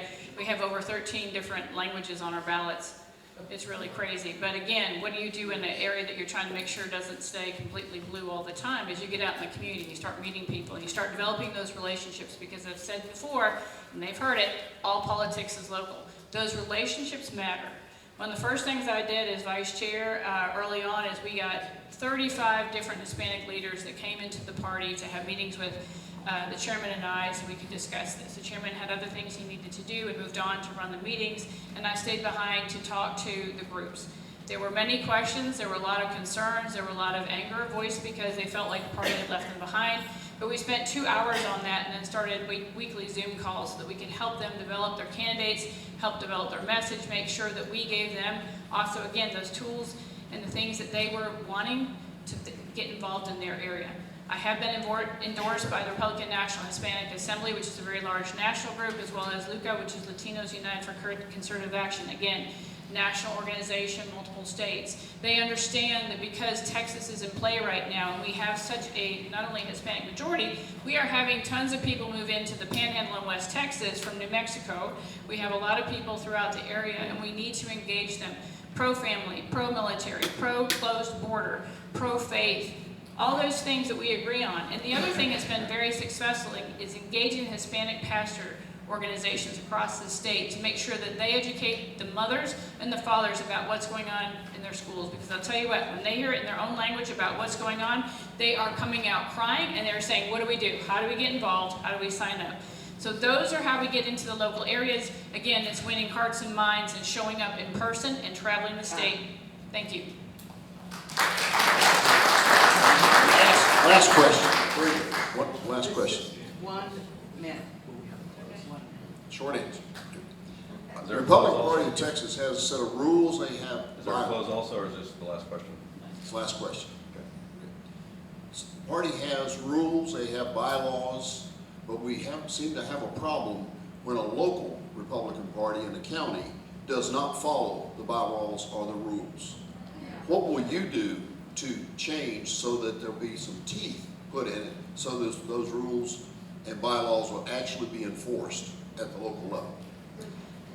I think the first thing you do is you actually show up and have a mediation attempt with those local parties. In fact, I've done it up here, I think right after I got elected. We had the county sit down with the various groups that were having the fight. That's the first thing you do, and find out who's got the legitimate side. There may not be one sometimes, but generally you'll find out who's fibbing, who's not, where the issues lie. And when there are problems like that, we go back to the bylaws, the local county bylaws. The next thing you do is follow the SREC bylaws. So I think that there are many things that, part of it's educating people so they know what their expectations are and what their jobs are. And if those are not being followed, then we can step in.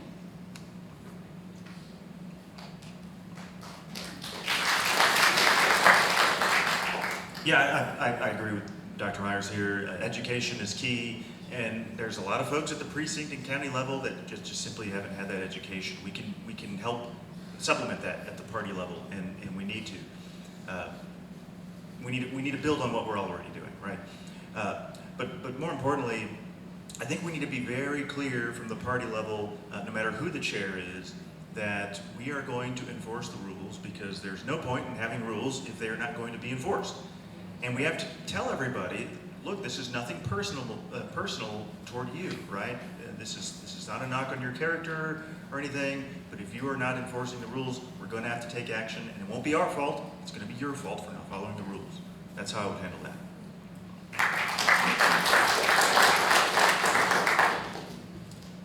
Yeah. A big reason why the rules aren't followed is because the individuals that aren't following them are unclear, have different motives, are intimidated or fearful. A lot of those are valid, not ones that have any merit that we need to uphold, but it makes sense why they feel that way. We have got to ensure that we close the gaps. You probably are picking up on a theme here. We have gaps in our rules. We have gaps in our bylaws. I believe, just like if we have Rule 44 and can censure folks that are in elected office, I believe we should have the ability for executive committees to recall chairs and other elected officials. Now that's going to take working with the Rules Committee. That's going to take the SREC coming together and voting that through. But those are the things we can't be afraid of pursuing.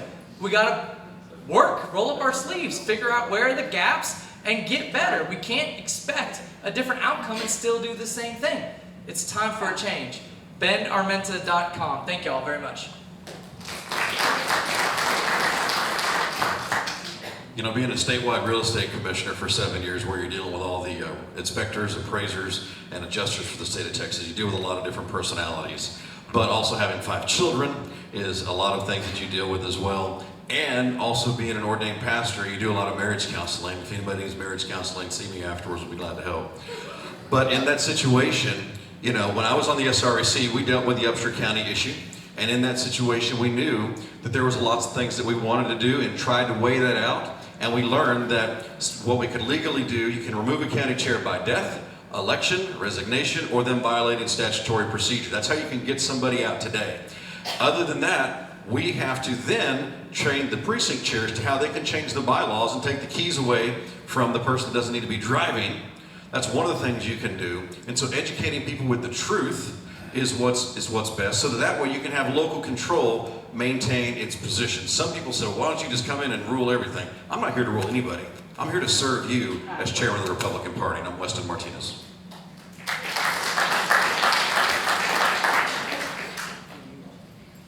Folks, I grew up in a household where my dad's a Pentecostal preacher. So if you don't follow the rules in my household, it was not very nice. I mean, we got whooped. So the people who don't follow the rules, especially county chairs and precinct chairs, is because they think they can get away with it. It's as simple as that. We have to have rules in our state party rules that also goes into the county party's bylaws and standing rules, that it says if you don't do these basic items, you will be removed. And the SREC of the state party have to have the power to do that.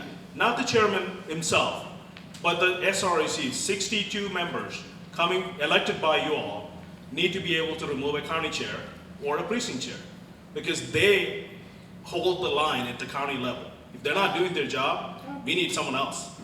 Thank you.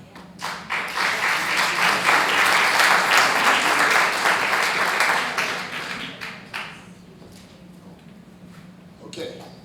Thank you very much. We're going to do another round of hands for our... Thank y'all. Appreciate y'all very, very much. All right.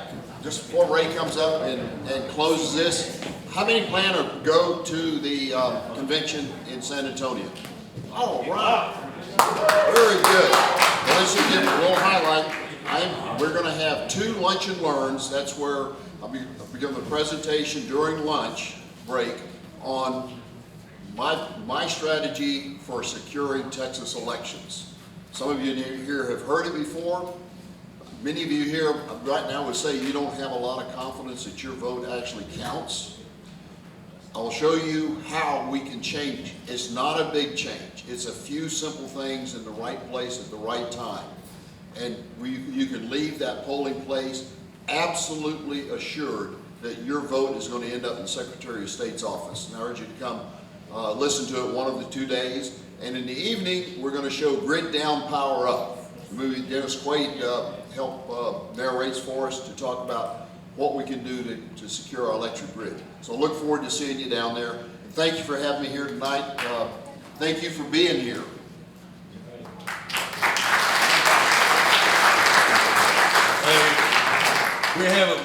We have a couple of announcements. Just hold on. Oh, I got one. We just talked about the J6ers. How many in here heard from the Middletons? Okay, they were found guilty on 9 counts. They will be sentenced June the 7th. I expect the worst. Why? Because Mark ran for state rep after all that happened. And then Jaleese and Mark went all over the state telling their story and what's happened to the J6ers. So they're going to make an example out of them, I'm afraid. So pray for them if you would. There's a movie that's going to be shown, premiere. It's going to be on the 17th here in Dallas, as well as Mount Pleasant. Prefer, I believe, is going to put it on up there at his place. It's a movie, The War on Truth. It's all about the J6ers. The director of it is a good friend of mine, Chris Bogart. He's done a lot of this documentary stuff. He did the documentary. He came down and embedded with us. As most of you know, I worked the border. He embedded with us, Texas Border Volunteers. He and Tom Holman, President Trump's former ICE director, they put together a documentary. The premiere was shown at Mar-a-Lago in a room almost this size with Trump there. I happened to be invited. It was great. Don't ever hand that man a microphone, expect 10 minutes. We were there for a while. So what I'm saying is, I'll text you this if you want, but just look it up. You can just look it up. It's called The War on Truth. It's going to be shown here on Mockingbird Lane in Dallas on the 17th, and again in Mount Pleasant. Check it out. Pray for the Middletons. Pray for this country. Thank you.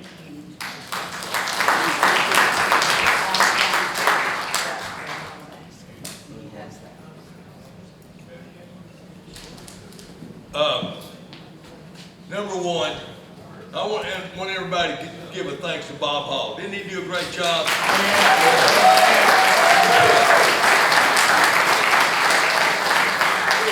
Senator is out there doing it, and we are really, really proud of that. Here's Matt to explain that. Uh-oh, I'm being interrupted. Go ahead, Matt. I was outside. What's the question and what am I supposed to talk It was about? about county chairs dealing with people who don't follow the rules of the party. Oh, yeah. Okay, I'm sorry. Yeah. So I did propose rule changes, which I mentioned earlier, and in addition to closing the primaries, one of the things that I proposed is that the county chairs would be elected by the executive committees and not on the public ballot. I also proposed rules that say if a county chair or precinct chair takes certain actions, for example, if they support somebody publicly or donate money to somebody that's in a different party, whether it's the Democrat Party or the Green Party, then they can be removed. If it's a precinct chair, they can be removed by a vote by the executive committee where they are.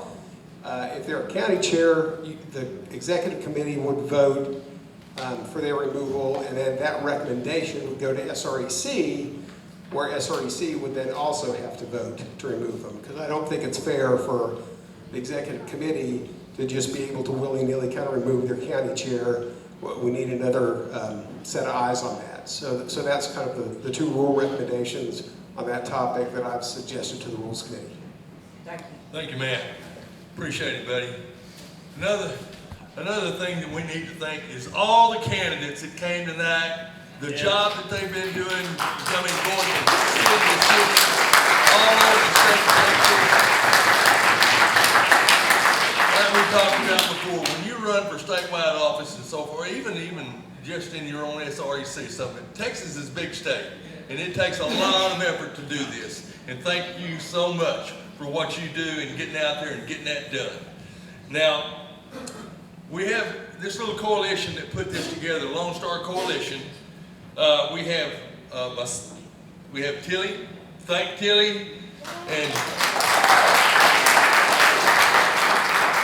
Dennis and Barbara is here. They're part of the program. Doc Collins. Stand up, please. Lily and Eugene Rao. Thank y'all for putting this on. Barbara. Working so hard and doing this little thing. It's not easy. Also, think about this. The legislatures, the conservative legislatures have been putting together this contract with Texas. Now we're going to put it on you. You're going to have to get out and talk to these legislatures about this thing. I guarantee you, when time comes, when the rubber meets the road, they're going to start running and hiding. And we're going to have to expose them. This is a little piece of that contract with Texas right here. And it says, we have the opportunity to listen to now we've had the opportunity to listen to the background of the delegates, but the candidates that are here today, your views, the issues, and thoughts on how you will provide leadership for the future of Texas. With that said, at our 2024 Republican State Convention, will you support our conservative House members to reform the state leadership from a body of liberal dysfunction to a team that works together that more faithfully serves our Texas voters? It is time to get on board. Will you get out and do that and call your representatives and tell them to get on board with the contract of Texas? We want to thank you so much for coming tonight, for your time. Thank God that we can all get home safe tonight. And always make sure that whatever the program that you're going to do or your efforts, make God part of that program. Dennis, would you come and lead us in prayer to close?